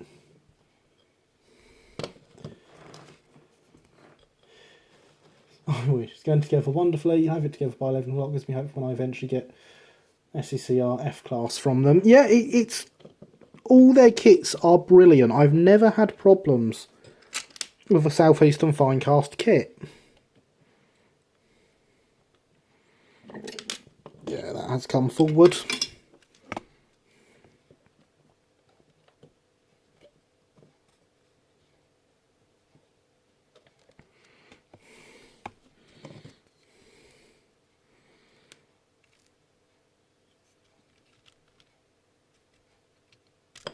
But we can take that off like that.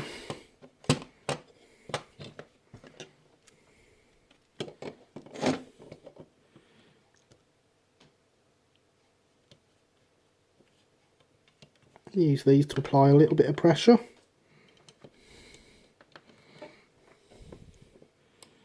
Bring it back in, although we have now... Oh good, there goes the snap. Just about to say we have slightly bent it. Now we've slightly snapped it.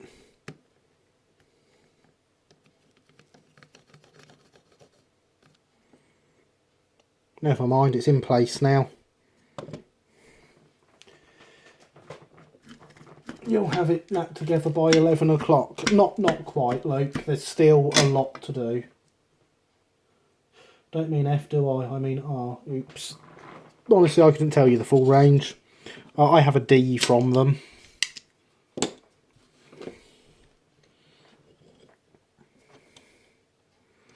That's not the bit I want, is it?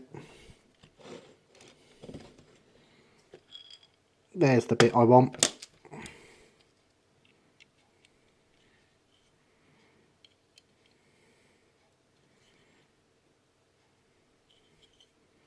That looks much better. So now we're just going to reattach.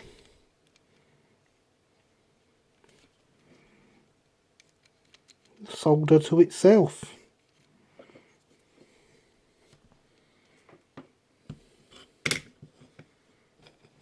I'm going to add a little bit more, because I have taken a fair amount off when I was sorting it out. I believe that it may be better not to snap things. This is why I like to get two kits, one for spares. Oh, see, that's not a problem with Southeastern Finecast Max. I'm going to miss this at the start of the stream, though. We have a little message at the bottom here. Should any part be accidentally broken join assembly, return part, quoting number together with 20p plus sufficient return postage, and a new part will be sent. So there is no need for a spare kit. There is, however, need to plug my charger back in, because we don't want the camera dying on us.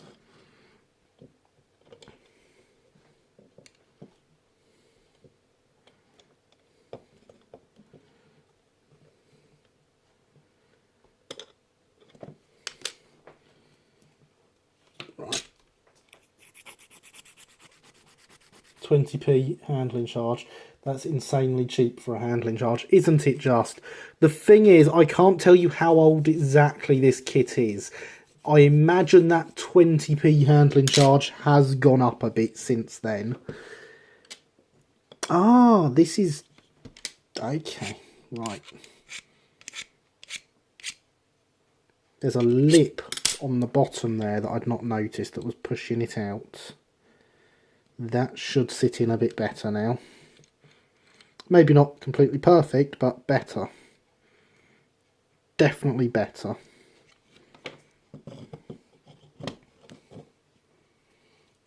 Dead cameras would be suboptimal. Yes, they would.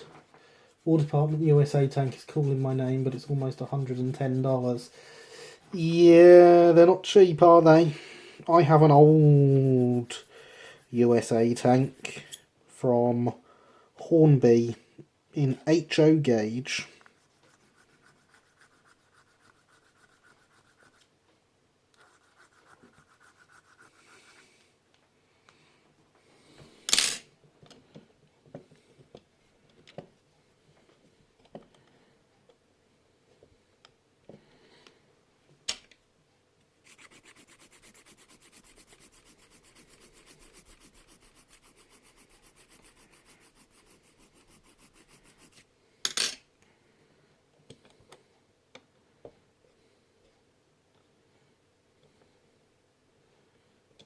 I seem to be making things worse rather than better.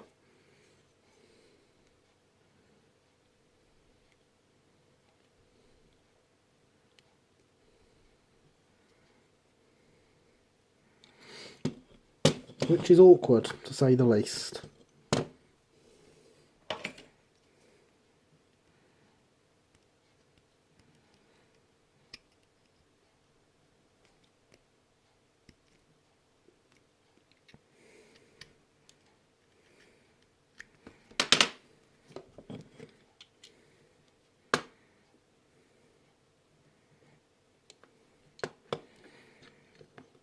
I'm guessing that wants to sit as far back.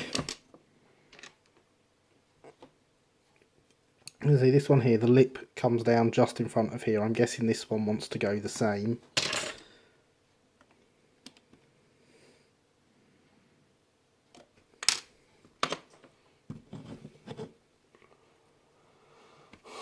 That price you might as well save up a little more, get the ready to run USA tank from Model Rail. Also the Hush Hush, that's 150. I think with my MR subscriber discount USA tank was £112.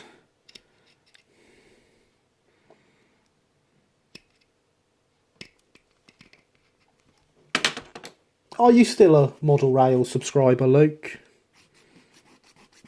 And if so, have you got this month's magazine? I have an important question, that being, was I in it?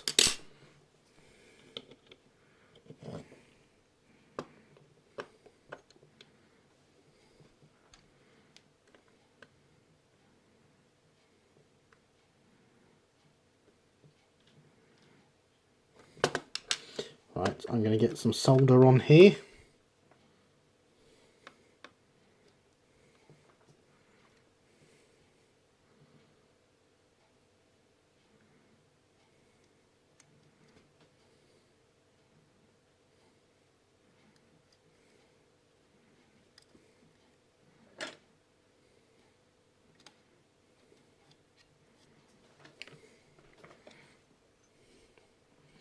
As soon as I get there it is.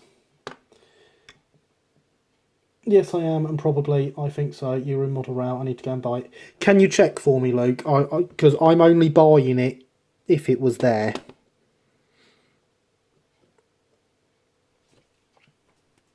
You're in Model Rail, I need to go buy it. I submitted a picture of Thunderbolt.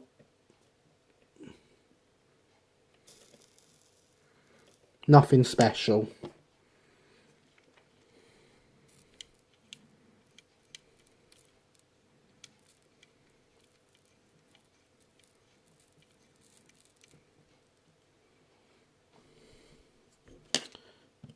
But obviously if my picture made it in there, then I do want a copy.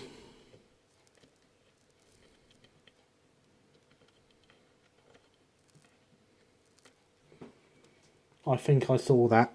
Well, can you go and check for me, please, Luke? I would. So, picture of Thunderbolt, still on the workbench. As I say, if it is in there, I'm buying it. If it's not in there, I'm not.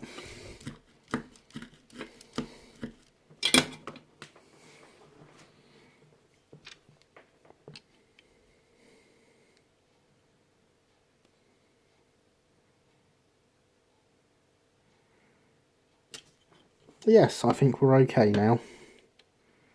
Looking at that. That's not quite straight.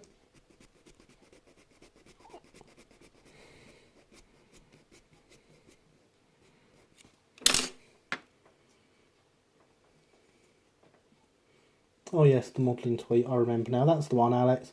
I read that there was a club going to build an LBSC layout and 2mm fine scale. Yes, there is. That would be Epsom and Yule Club, Luke, with their layout of Lewis in 1886. Very nice layout it will be as well. Epsom and Yule are a very, very talented group of people.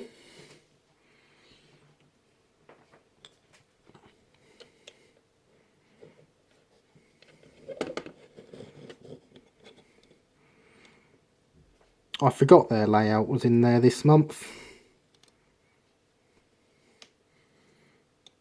because I did actually know that.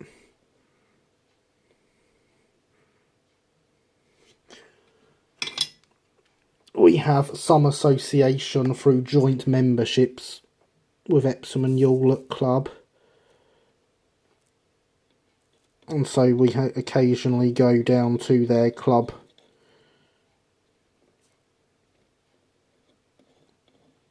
and it is very, very nice stuff. They are very talented guys.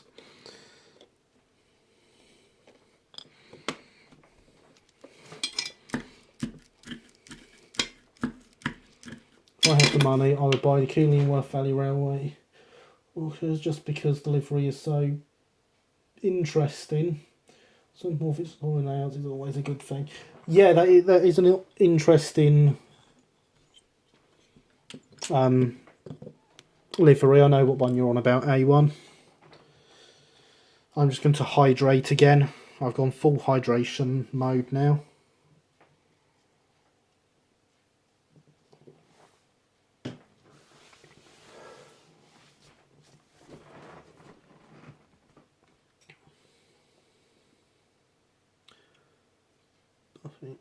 Cab side left and cab side right.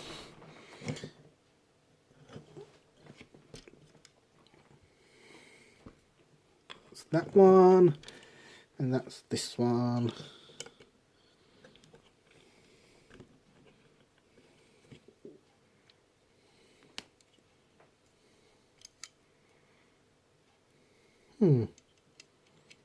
Why does that not... That needs a little notch taken out of it to fit round the corner of the spectacle plate there. Otherwise we're going to end up with a big gap somewhere.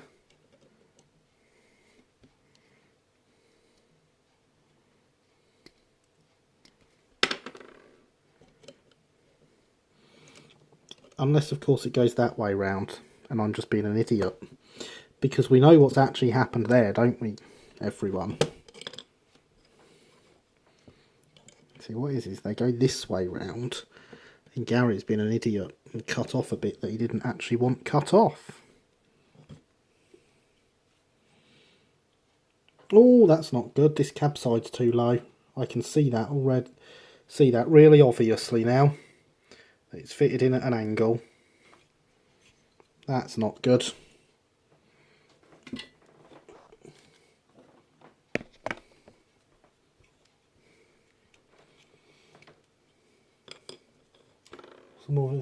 No, you weren't in there. Thank you for checking, Luke. Much appreciated.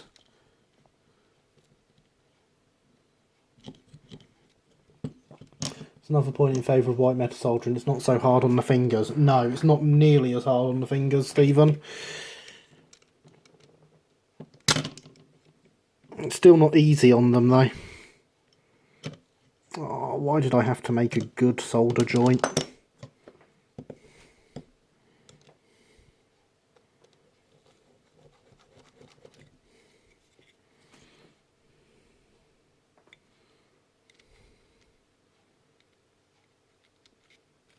Curse my doing it properly.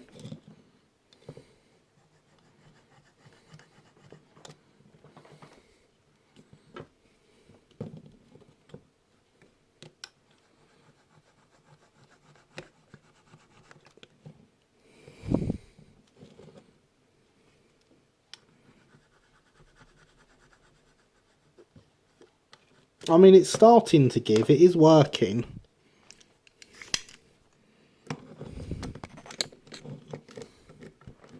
But getting in there with a solder sucker isn't exactly possible.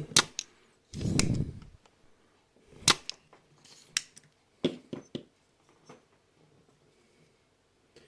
fine, it's a model of the lopsided tank engine.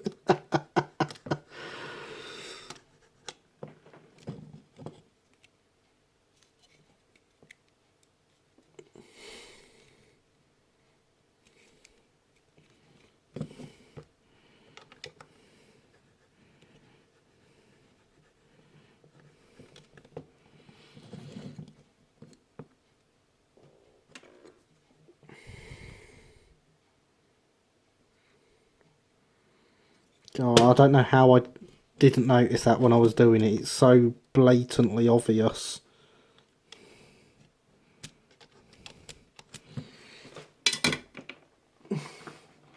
i3 greater than E2. So are most things.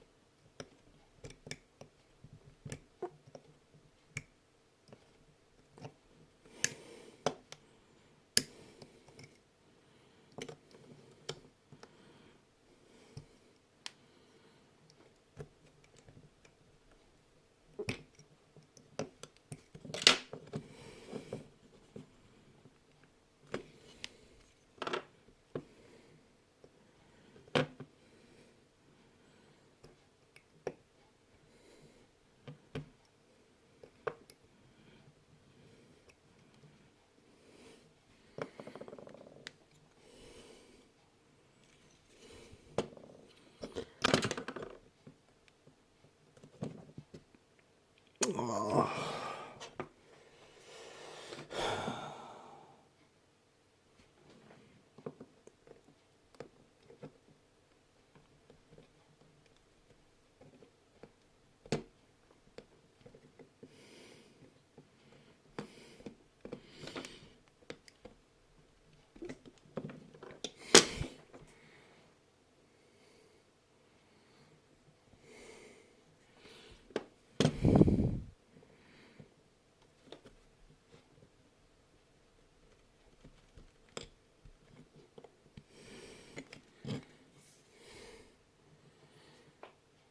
I think it's moving slightly, but that could just be wishful thinking.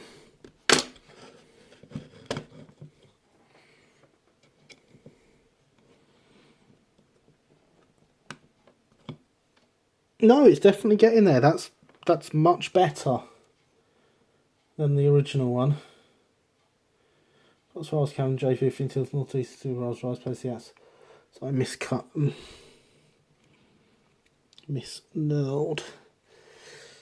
Would it not be easier to just buy axles, James? There we go. I think we're there. I do genuinely think we're there. Thank God for that.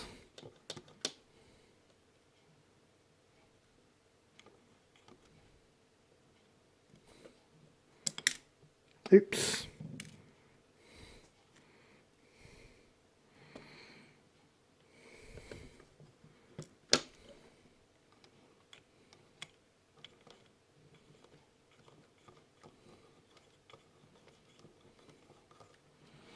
There we go. Sorted. Is it a Hornby one that's been converted? Couldn't find any. Steel bar is cheap and one has to cut the axles anyway, so I might as well cut them from a longer bar. Proof of being there, yes. It's for a club layout in EM. Well, that's fair enough then, James. I have cut my own axles before. In fact, actually, I was cutting EM gauge axles down to use on some 00 driving wheels. So yes, I have done it before. I'm not convinced it's a great fun job that I want to do again.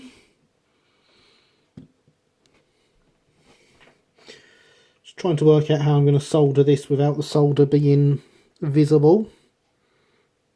Because it's got to be. So yeah, we can apply the flux with it open like that.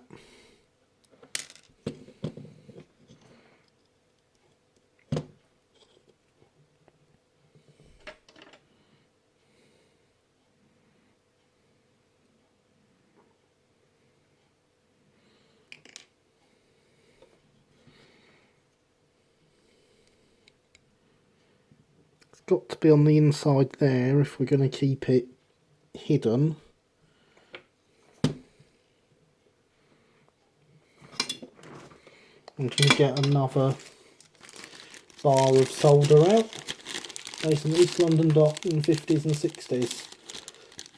Sounds good. Shame it's not. Shame that's a 19 at the start and not an 18.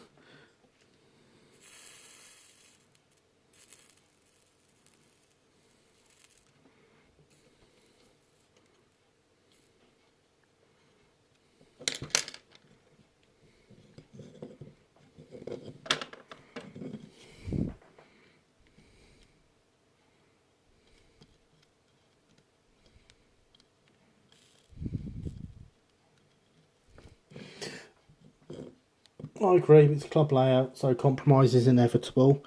Indeed it is. Although I do have to ask, James, why EM? I've always thought if I was gonna go fine scale, I'd have to go the whole hog and go P4.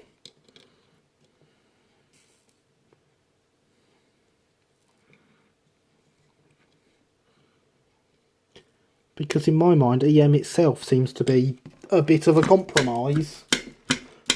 Talking about wheels and axles, need help again, dude. Try to remember message in the 1840s group chat.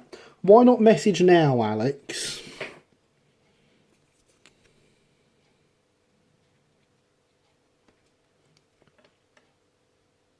Then you won't forget.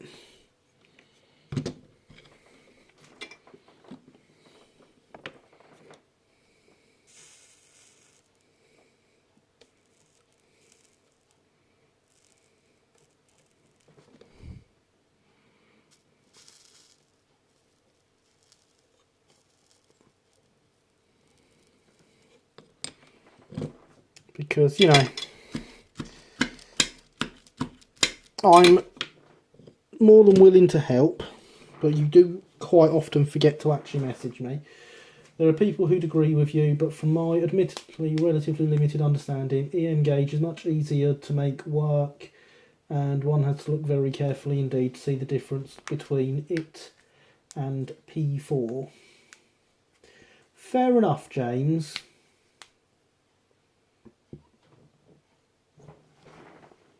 Fair enough.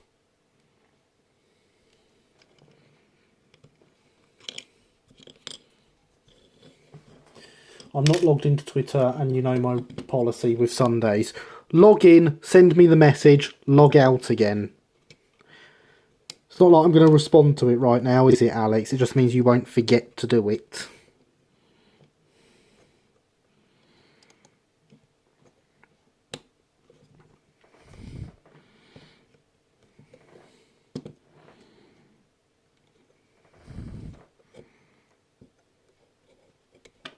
Right, this is slightly too far back on this side.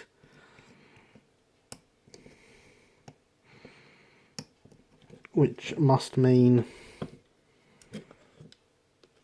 that this part is going to stick out slightly. So in fact, if instead of doing that, I just take a shim out the bottom there, I can get that in and I can rectify once it's all together.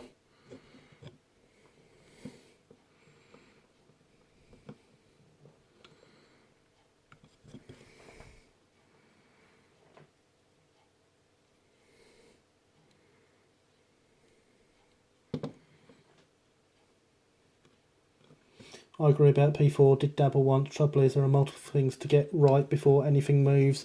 That's partly why I went back to double O. I can build stock and run it at the club. Yep, fair enough, Stephen. So we have P4 at club, and it is, you know, I will admit there's a lot of work going into it.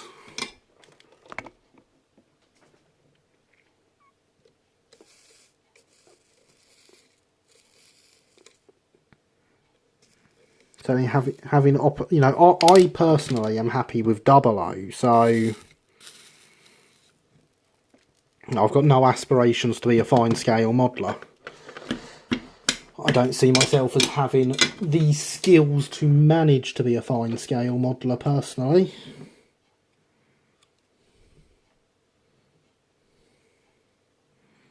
It would be nice to have the layout looking slightly better than it is though, so the refurb for that is still on, but streaming is all my modelling at the moment essentially.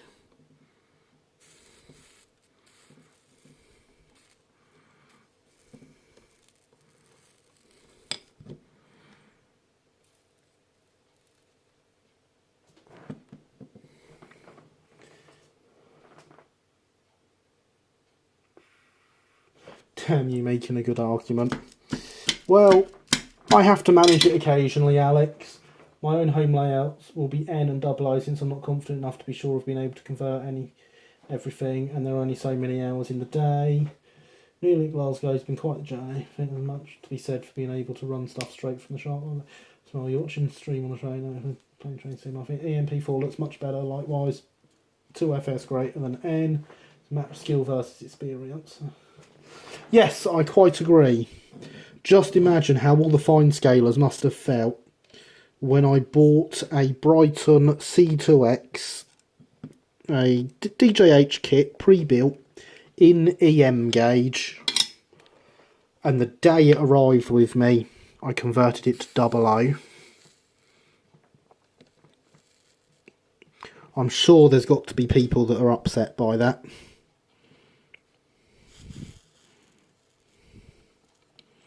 I know this hobby too well to think that there won't be.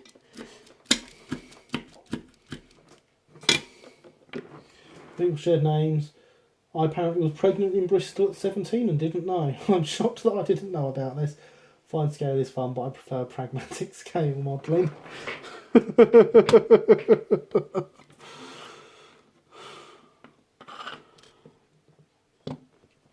I remember that. Yes, it was good fun, that. Right, cab sides are on.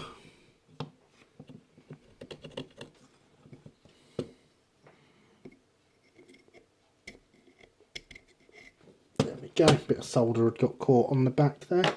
Take that off. Cool, we're done with the first instruction now. I love RTR, I swear by RTR, but the periods I want to model cannot be done using RTR. Yeah, ready to run is great where it's available. But it's got to be available. And it's expensive.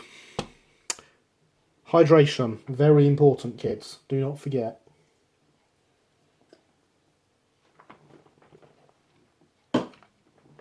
No one ever goes thirsty on my stream.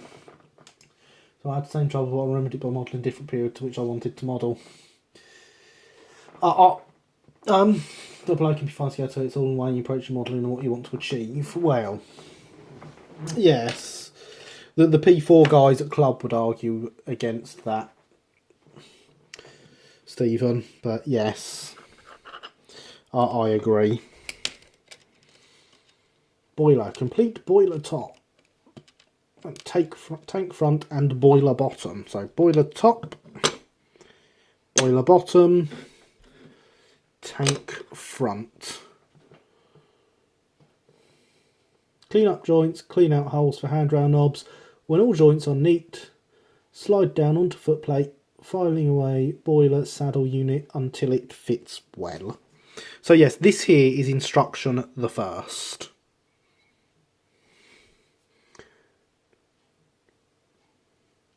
Admittedly, there's only 6 instructions for the body. But it's still a lot of work for the first instruction. So, instruction 2 is getting all this together. Which, for the most part, already fits. It's got a bit of cleaning up to do.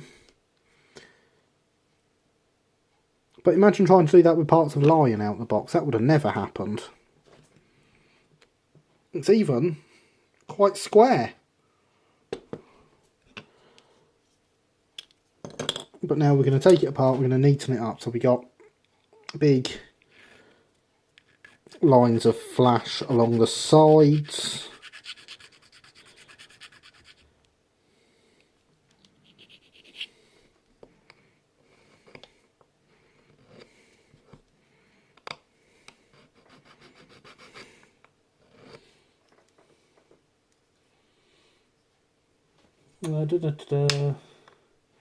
My controller is running the trains, or the battery's shorting out. That's not good if the battery's shorting out.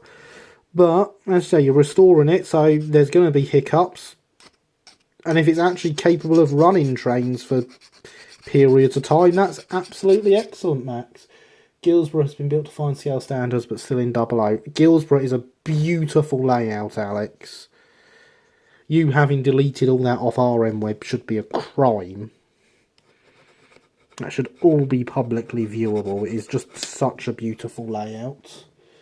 Kits can be more expensive than the equivalent RTR, but remember you're paying for the premium for the fun you have putting it together. I suspect the economies of scale are also relevant. Fun, not sure about that. Does look good. I approve of Square.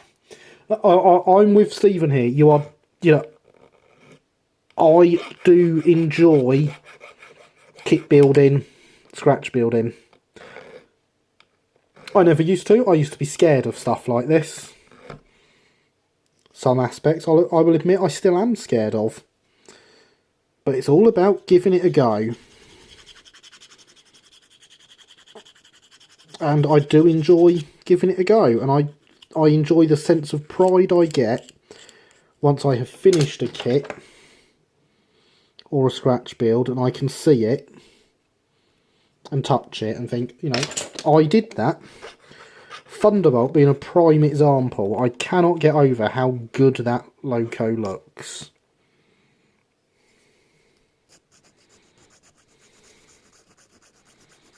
And honestly, I still can't believe that I did that. There's a part of me that's like, nah, you didn't really do that. But then there's video evidence that I did, so there we go.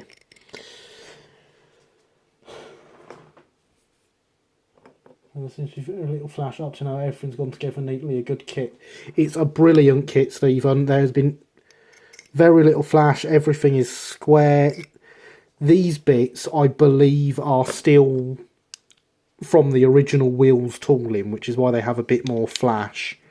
And you can see, especially like round here, there is a lot of build-up inside, just because the tools had never got to a point for these parts that they needed replacing, so they hadn't been remade.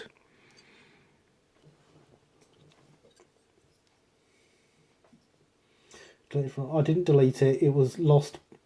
My first account was shut, technically. Why was your account shut? Because you requested it. Now you're sharing that give it and go attitude with us, and now, and that is amazing. There's great satisfaction completing something successfully. Didn't want to be part of that toxic hell. I went back to it and realised that all over again. This forum's so weird. I've placed such the Engage forum much friendlier. You know, Alex, you could always just keep posting pictures of Guilsborough to Twitter occasionally. That would keep me happy. Just the occasional picture of it. Fully at random.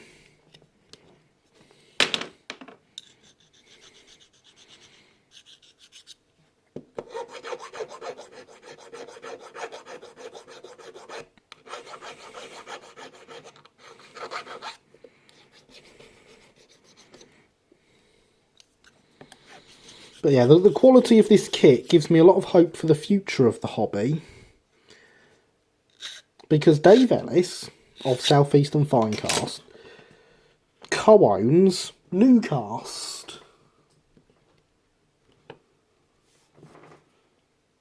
Of the Engage forum, James. Great place, it is indeed. Engage forum, little pointless for me because you don't model Engage. Yep. Agreed. Engage forum, pointless. Not as pointless as my photo plank layout Bright Helmstone, though. Which is pointless because it consists of 3 bits of FlexiTrack and that's it. One of them has been cut up and used on a turntable deck, but it's still just 3 bits of FlexiTrack. That looks flat enough. Where's the bottom of the boiler? There it is.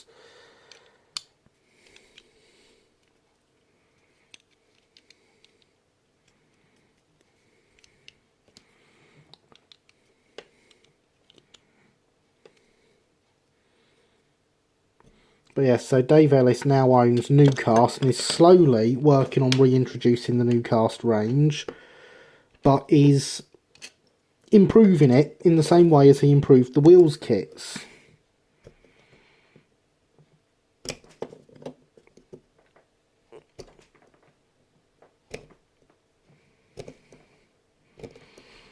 So if we could see the Newcast kits reintroduced and be to this quality, I think that would be absolutely brilliant for the hobby, personally.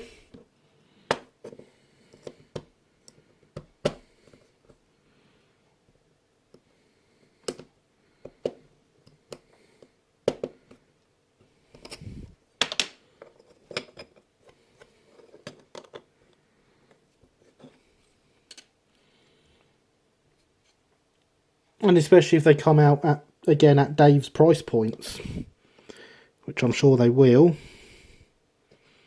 because he is at the lower cost end of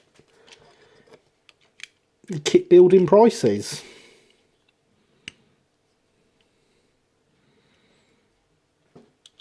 There we go, looking much better. So now it's just the holes for the handrails.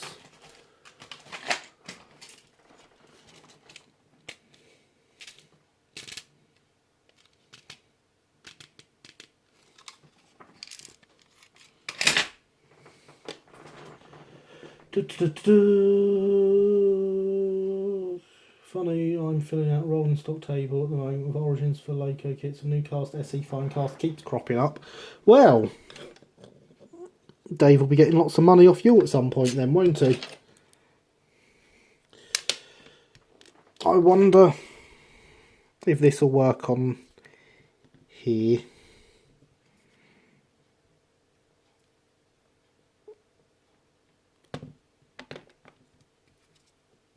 Like it does on my knife blade.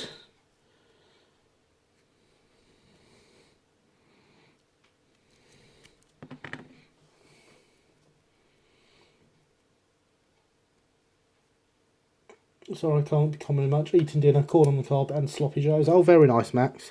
Do not be sorry that you can't comment too much. You enjoy your dinner.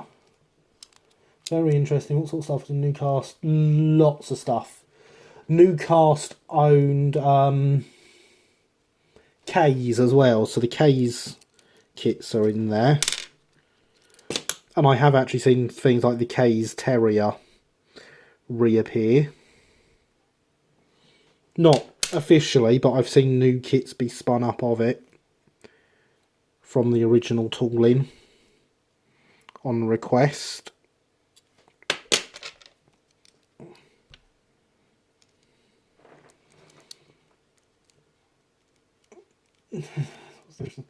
C2X, one is proper name.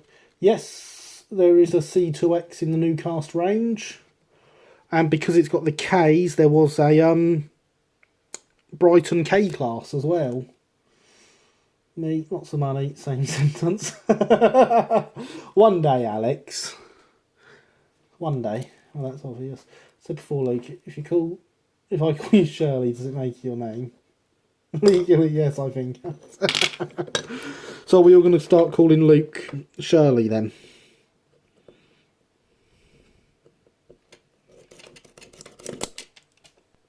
Well, that didn't work very well.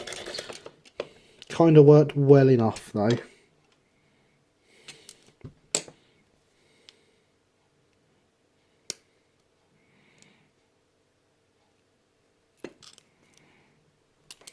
It was worth a try.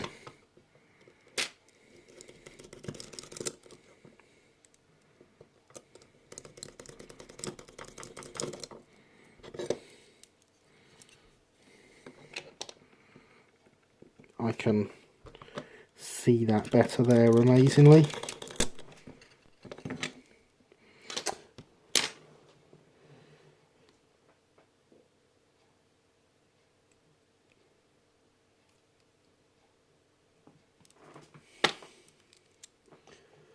Oh, Midland stuff in the Newcastle range. Yes, there was. Just going to Google old Newcastle kits. Some lovely things there, including juicy northeastern types. Yep. Brighton K-class beers, blended fish, all can't be serious. Newcastle did are the LLD for ECRG class 2. Oh, very nice. So some of it has been reintroduced. There is a thread on RM Web for Newcastle partners, as it is now known, because it is not just Dave that's got it. I feel bad now because I can't remember his name, but Mr. Branchlines and Dave own it between them.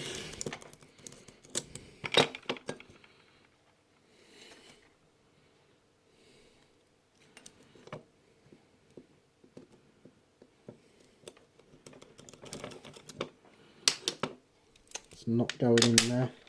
I wonder how well this will work, because that might be the right thickness actually. It does look it.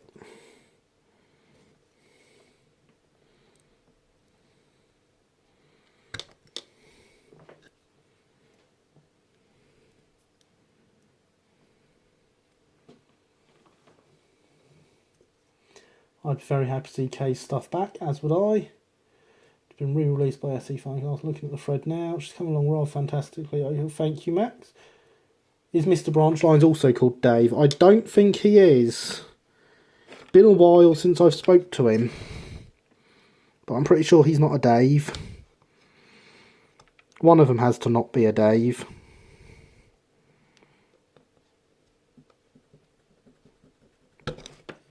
There we go. Those holes don't look quite wide enough, but I wonder if I can get this to go through them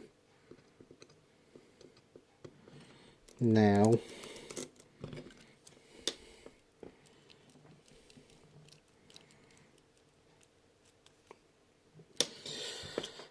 I really need to get some new pin chucks for this.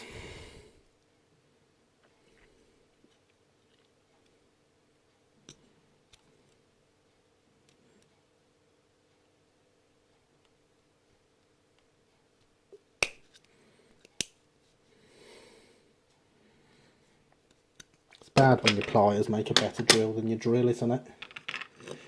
Every modeler is called James. Apparently there are a few exceptions. I have heard rumour of these exceptions.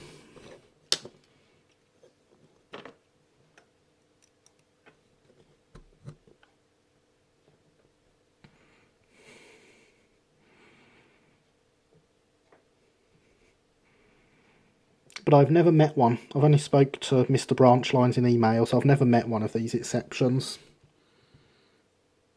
That's a really, really thick bit of white metal there. Really thick.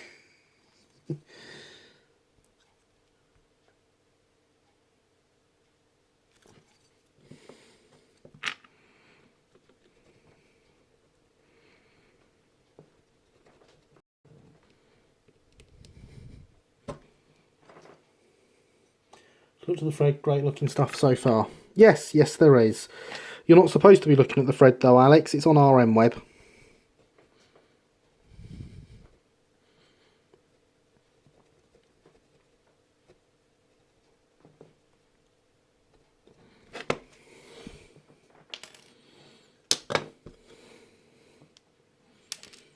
Which is, I would like to add, also social media and Sunday.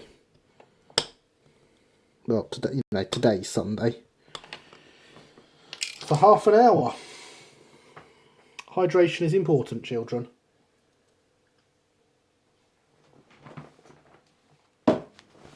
Right then.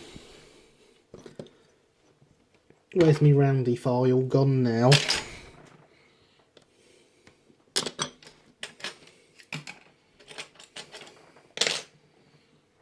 It's good how I don't ever lose tools, isn't it? There it is. Just gonna spin it on the inside of these holes to clean them up.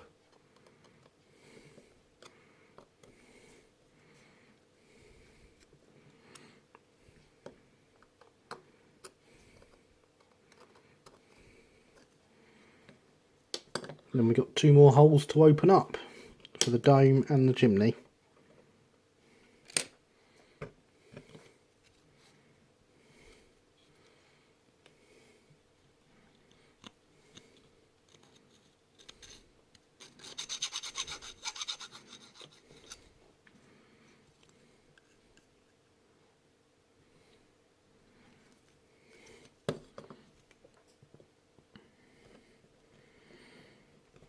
This is one of those times where I wish it wasn't 11:30 at night and I could get away with using the drill.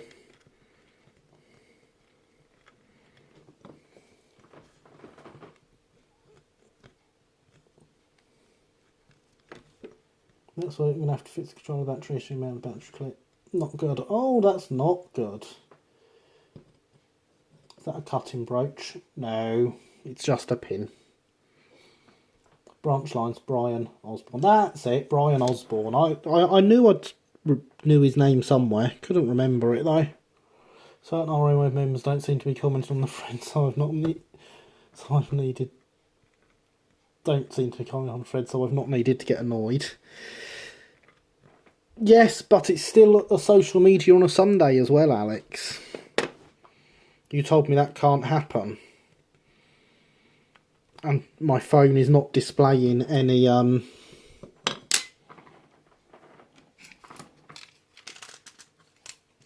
notifications of Twitter messages. So you obviously haven't logged into Twitter to ask me that question.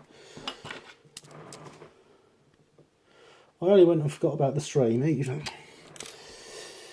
Good evening, Killian. Welcome to the stream. Back to form being late, I see. Is a forum social media? Yes, Alex, it is. Forums are indeed social media.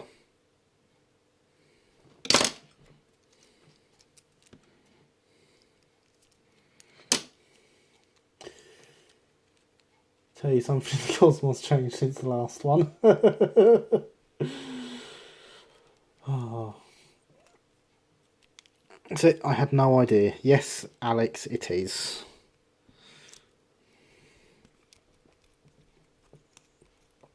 So yes, good evening, Killian. How are you today? You have missed a very easy build so far.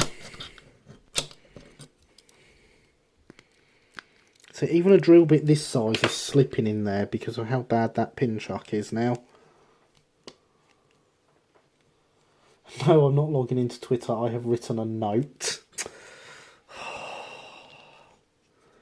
Won't log into Twitter, but did visit RMWeb. I'm making note of these things, Alex.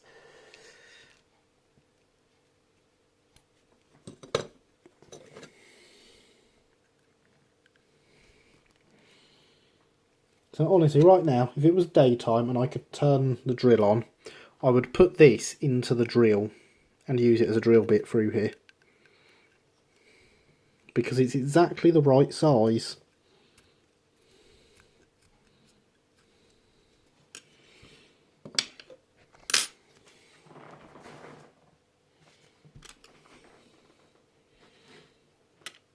I remember from doing this stuff before. Actually, it's slightly too small. Oh. And this has a big hole in it.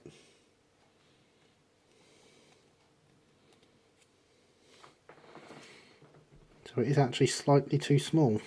Hmm.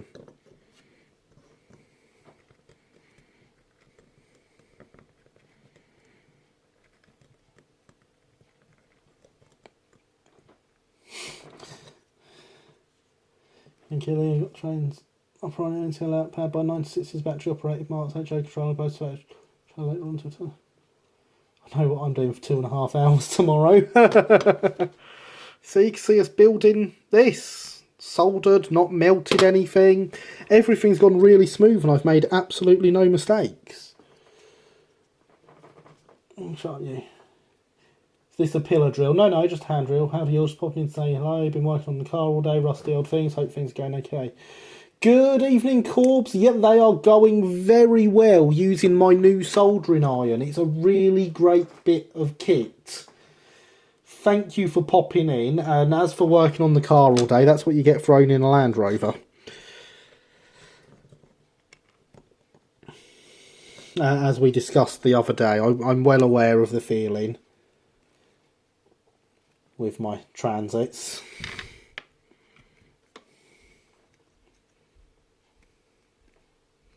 I haven't even started on the Land Rover yet. Oh God.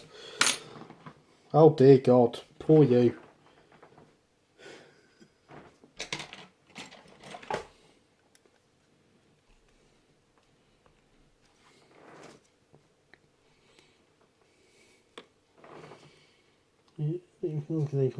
Hopefully Land Rover less rust now. Probably less rusty than Gary's transits. Yeah.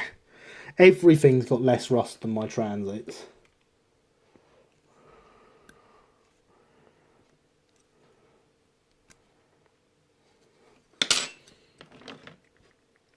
The average scrap heap has less rust than my fleet of transits.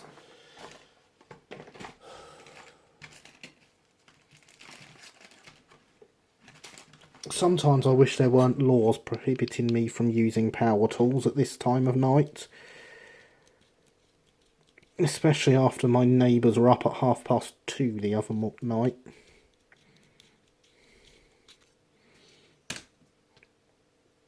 That'll do for now. I'm going to cheat and drill that out properly during the day. Defender 110 300 TDI, very nice. How was Nissan? What year was it manufactured? Yes, very nice.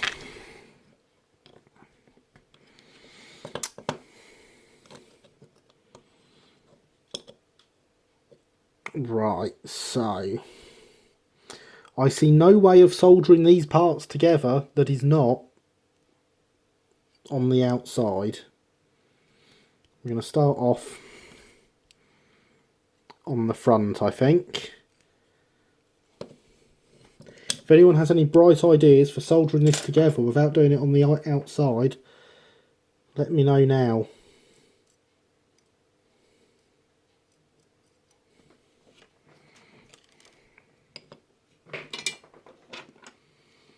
Nissan is a 1996. Oh, very nice.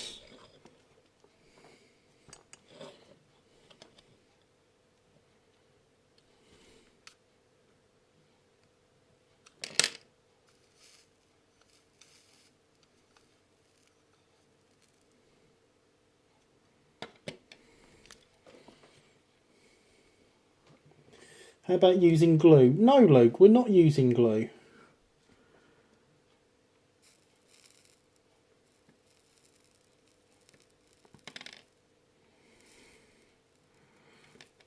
I don't have a nice new soldering iron so that I can glue things.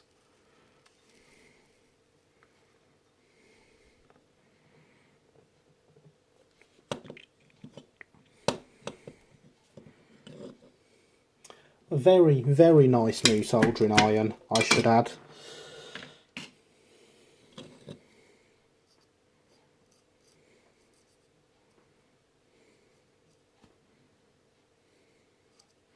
Such a wonderful gift from an anonymous patron.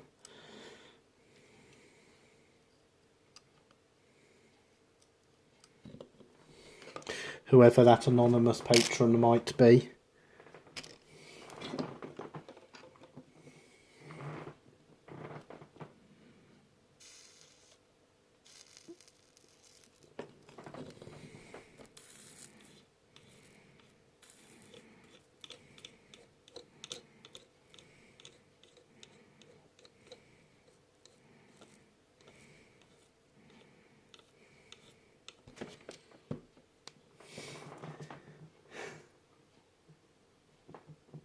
Wonder whether liquid flux would be better here. It may be.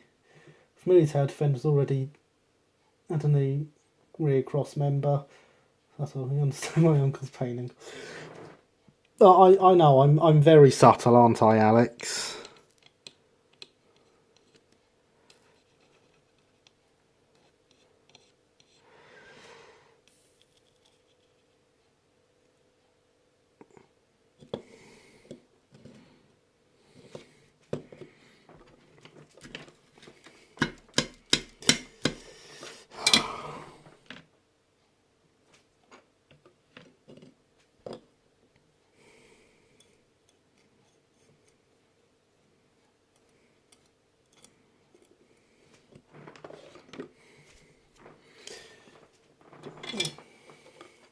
Corbs loves to see photos of Land Rover at some point. Yeah. Using glue is not the thing to do. It's not one of those. It's an epoxy. You'd have to do folders. White metal solder.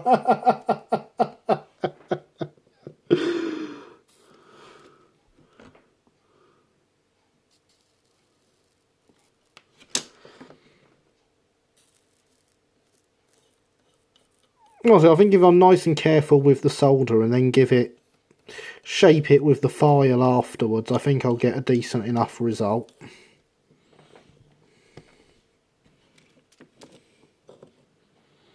That's the theory anyway.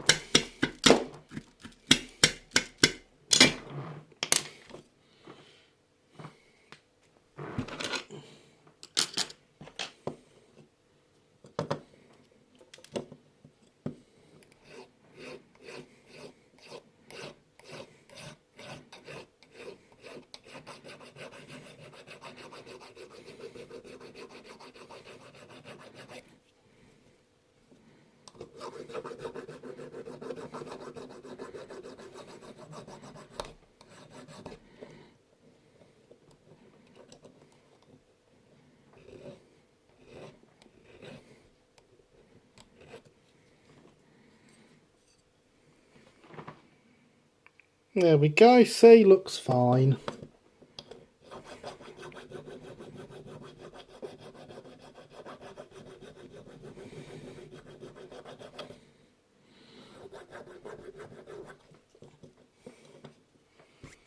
It was nearly 11:10 now, almost 6:40 here, good 5-hour time difference. It is indeed 11:40 here, yes.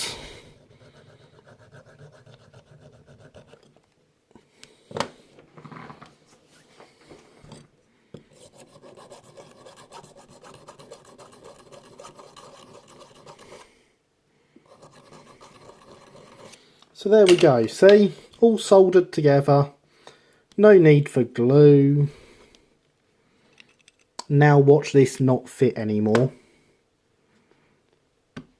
You realise I was joking, yes? Mr. Tank Front, it was a joke. You weren't actually meant to not fit anymore. So that joke went well.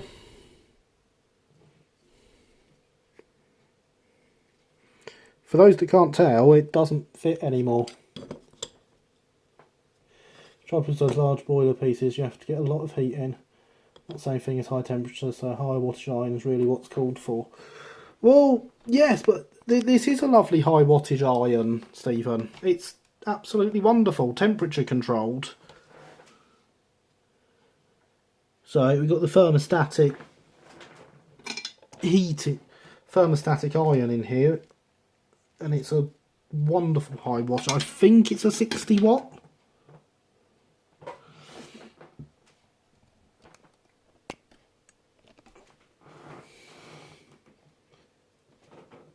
You must be knackered, okay? Oh, nah, not really. Should the flux not go on the face of the surface to be joined before soldering starts? Flux goes where the solder's going. It's on there now.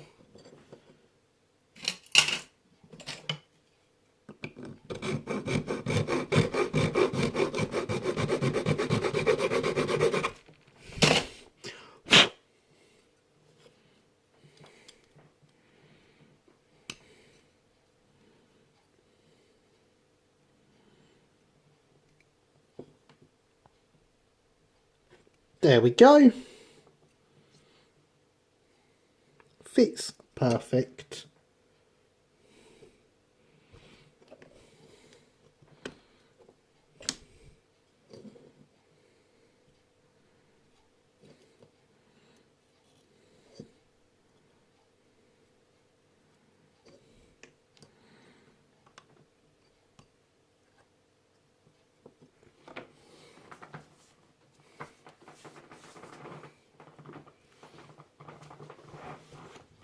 Sorry, wrong emoji. It's got that lovely new item shine. There would be white deployed packs to be flux, preheating the boiler joining faces and reheat them in situ to avoid having try and keep poor flux influencing. Garybot 2.0 is kept hydrated. Garybot 2.0 is never knackered. I'm rather jealous how well that fits. Well said, Corbs. Garybot 2.0 indeed does not get knackered if Garybot 2.0 is kept hydrated. And so we should, at this point, have some hydration. Rather jealous of how well that fits. All of the Southeastern Finecast kits I've ever built fit this well, Killian. So yes, hydration, ladies and gentlemen. Very important.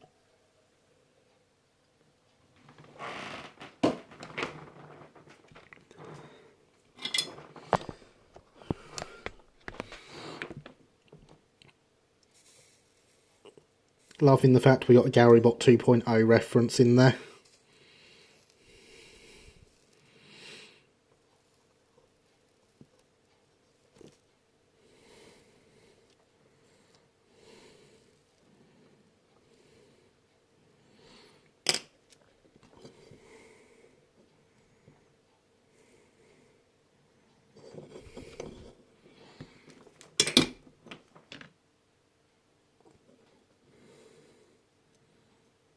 A little bit of flux on the inside of these. Not going to go right up to the edge with this bit. When are we having Garybot 2.1? I don't feel there's a need for an update. I think Garybot 2.0 works perfectly.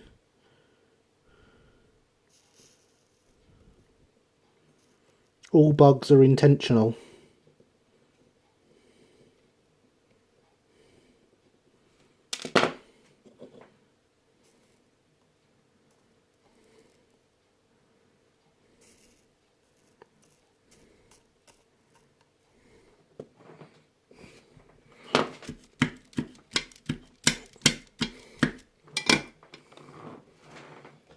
No matter how good the kit is, I know I would make a mess of it somehow. Nah, you'd be fine, Killian. My other i3 was actually the first Whitemetal kit I ever built.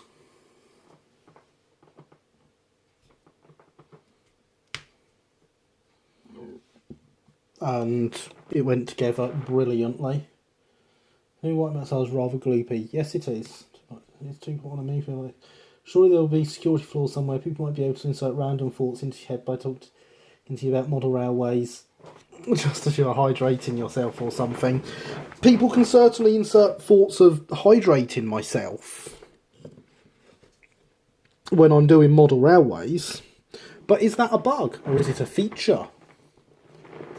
I like to think it's a feature. Right, complete boiler top, tank front, boiler bottom as a unit, clean up joints, clean out holes, handrail knobs, when all joints are neat, slide down onto footplate, file away boiler saddle until it fits well. Right then.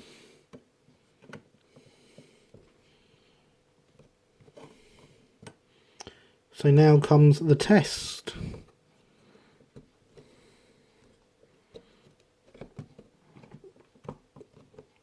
Well, that's a good start. It doesn't even fit between the tanks like it is supposed to.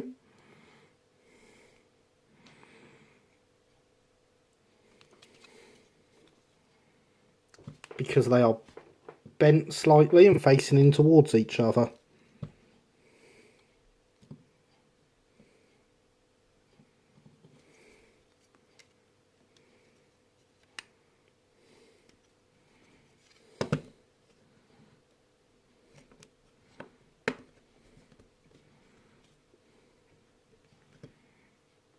Now look at that.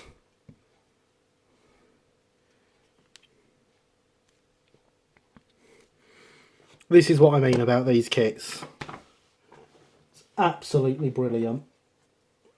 Front part is not quite square, I think. It's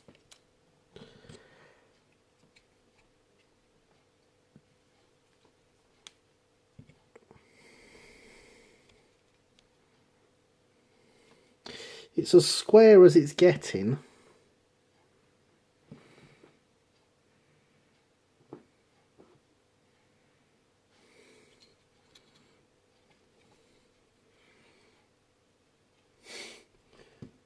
Great, that's exactly the kind of thing I'm talking about. Well, looking amazing, yeah. But again, these are the easiest kits in the world.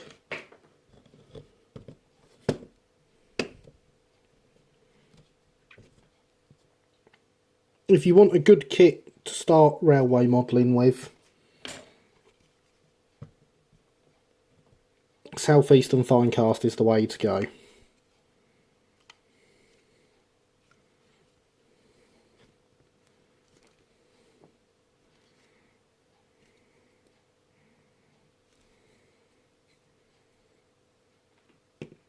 Just playing about with it, making sure everything is sitting where it should. And I am quite happy that it is.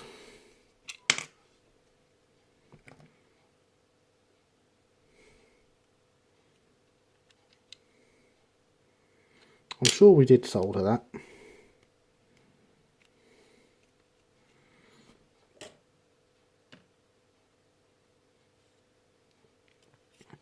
And of course this is why I didn't quite go up to the edges when I was soldering the front bits, because I knew we'd be sliding it in here and I didn't want it to interfere with the tank sides.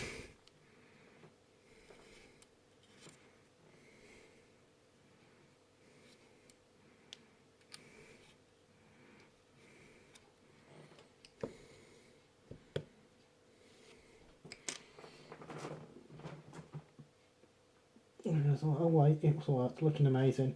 It's loco shaped, it is. Have you ever tried making one of their D1s?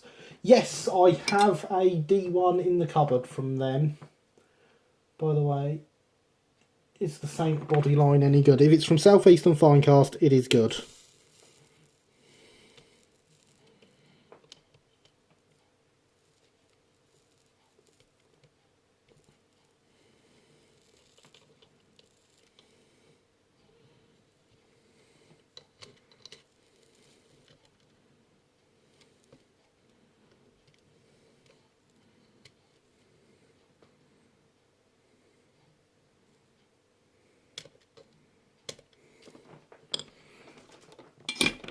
That is the rule. Southeastern Finecast kits are good.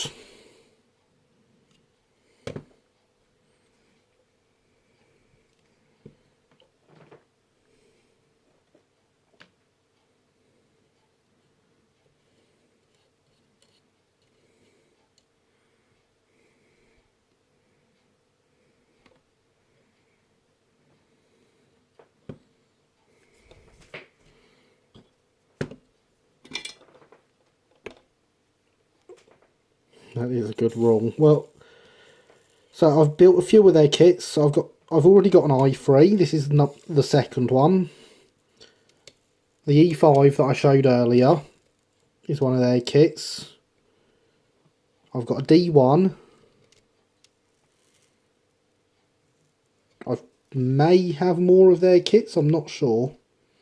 Those are the three I can think of off the top of my head. And they have all been this easy to build. Some point post map's a bit forlorn right now. Some people suspect that Hornby may produce the Saint next year. Somewhat uncertain, of course. Yes, of course, to mean that defender. Okay.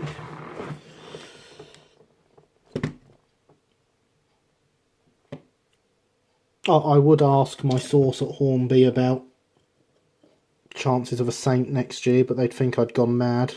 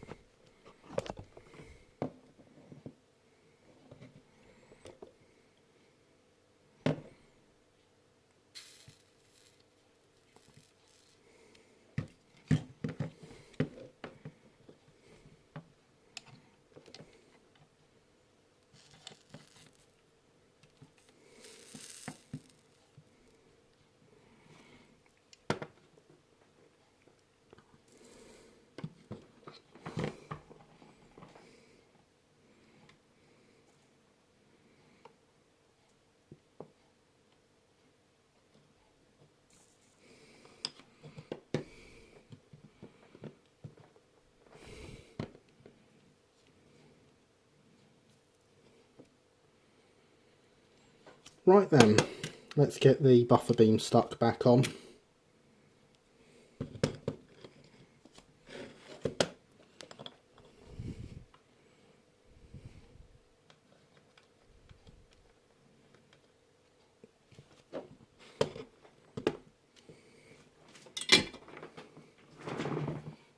Most rumours about companies making certain logos end up being unfavorable. We haven't done many Brighton engines.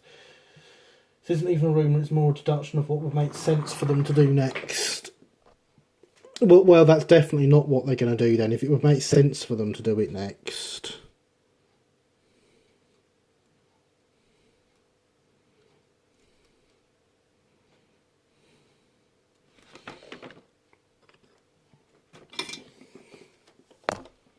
Fair enough, although most deductions end up never coming true as well. Yep.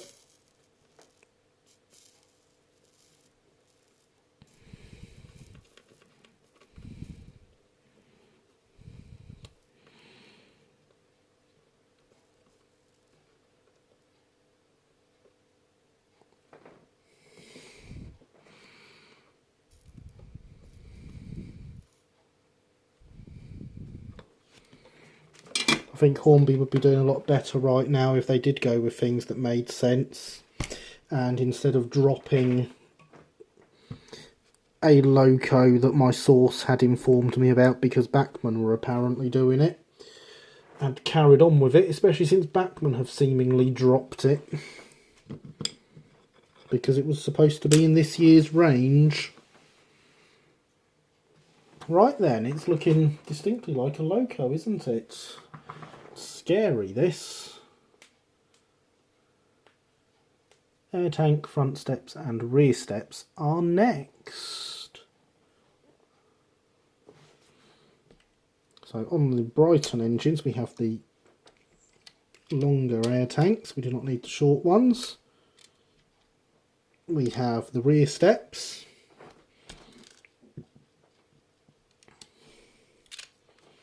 And we have the front steps. There must be another front step about somewhere.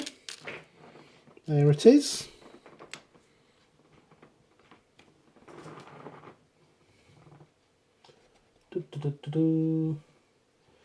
Community of Grateful may say will be new for this year, brand new tool battle space set.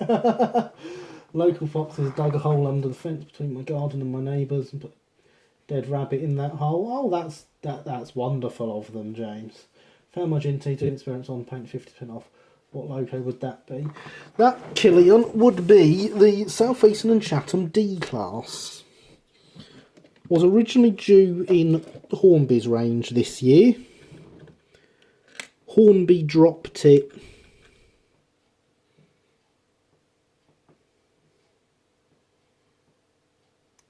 I'm not sure it is these ones actually, looking at that photo. This obviously goes this way though, because it's got a cutout for the buffer beam. Yes, the Chatham D-Class. It was supposed to be in Hornby's range for this year. They dropped it because Bachmann were going to do it.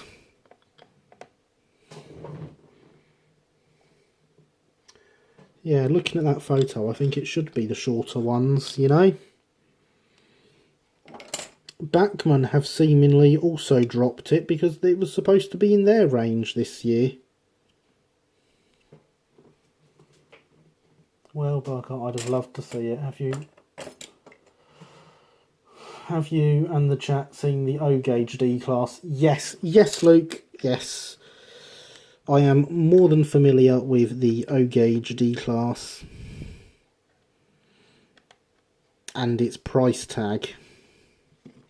That's the main thing that puts me off, is its price tag. But yes, Killian, I'd have loved to have seen it as well. So Hornby don't do things that make sense. Carrying on with that project would have done.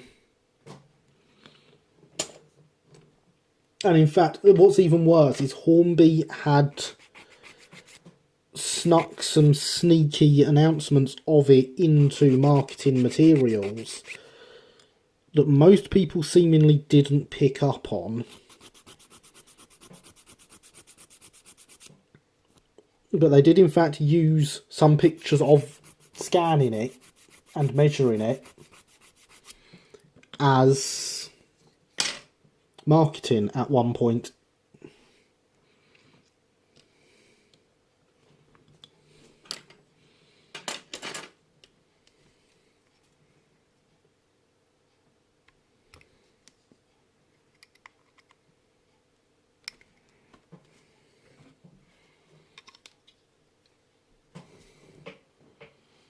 D would have sold like mad, they're idiots for dropping it. Yep, yes, and I definitely didn't get excited.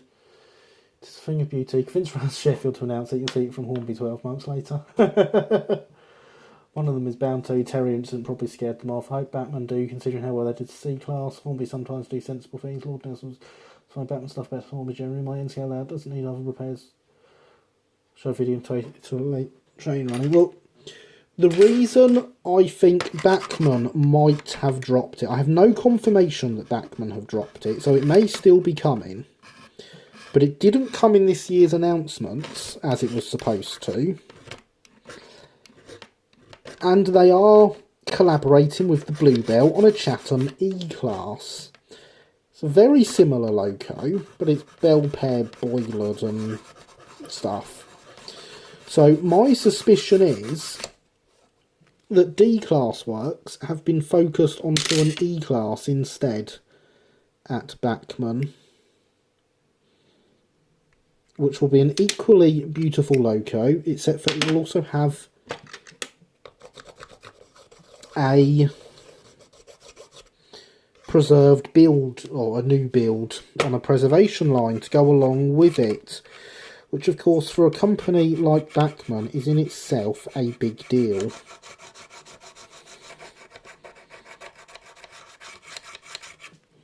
So I do wonder if that is what's happened with the Bachmann D. Again, this is just me assuming things. I have no confirmation on any of what I'm saying. So do not take it as gospel. I know Batman will make a better job of it, but the price tag spender. Interesting. Why do you find Batman thinks better idea for me? All I know is far less issue Batman stuff for me often made a bit finished quality. I've taken the dead rabbit away again. Strange creatures.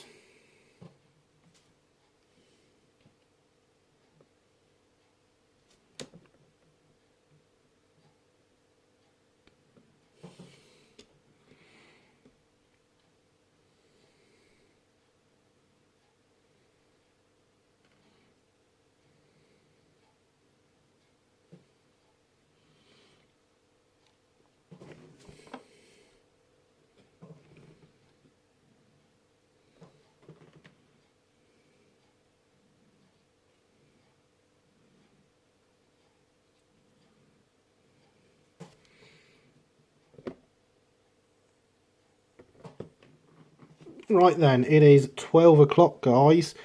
We all know what that means. The stream is here for the end.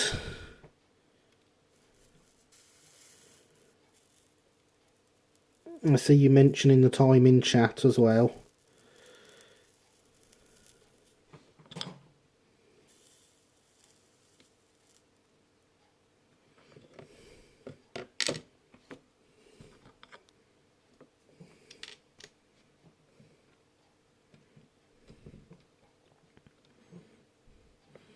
So I'm going to solder this last bit on because I had already started them. And then we should take a look at the loco to close the stream.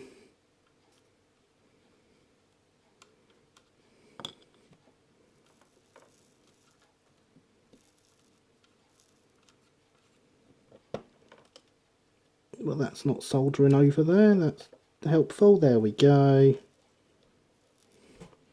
Sauteed. Put that away. Obviously, motion molds things were to do it. Yes, I always assumed it was with Hornby, actually, because I've known about it for years. Excellent point. So I threw will turn into a pumpkin. Right, gentlemen, good night, see you next week. Let's move on for the noodles. Cheers all. Well done, Gary. Thank you all. Good night, everyone. Thank you for coming. I believe we have done quite well here myself. Very happy with how far we have got. Steps aren't perfect yet. They need some fettling, but that can wait till next week. So, yes, thank you all for coming. Good night. You have been excellent as always, and I shall see you next week.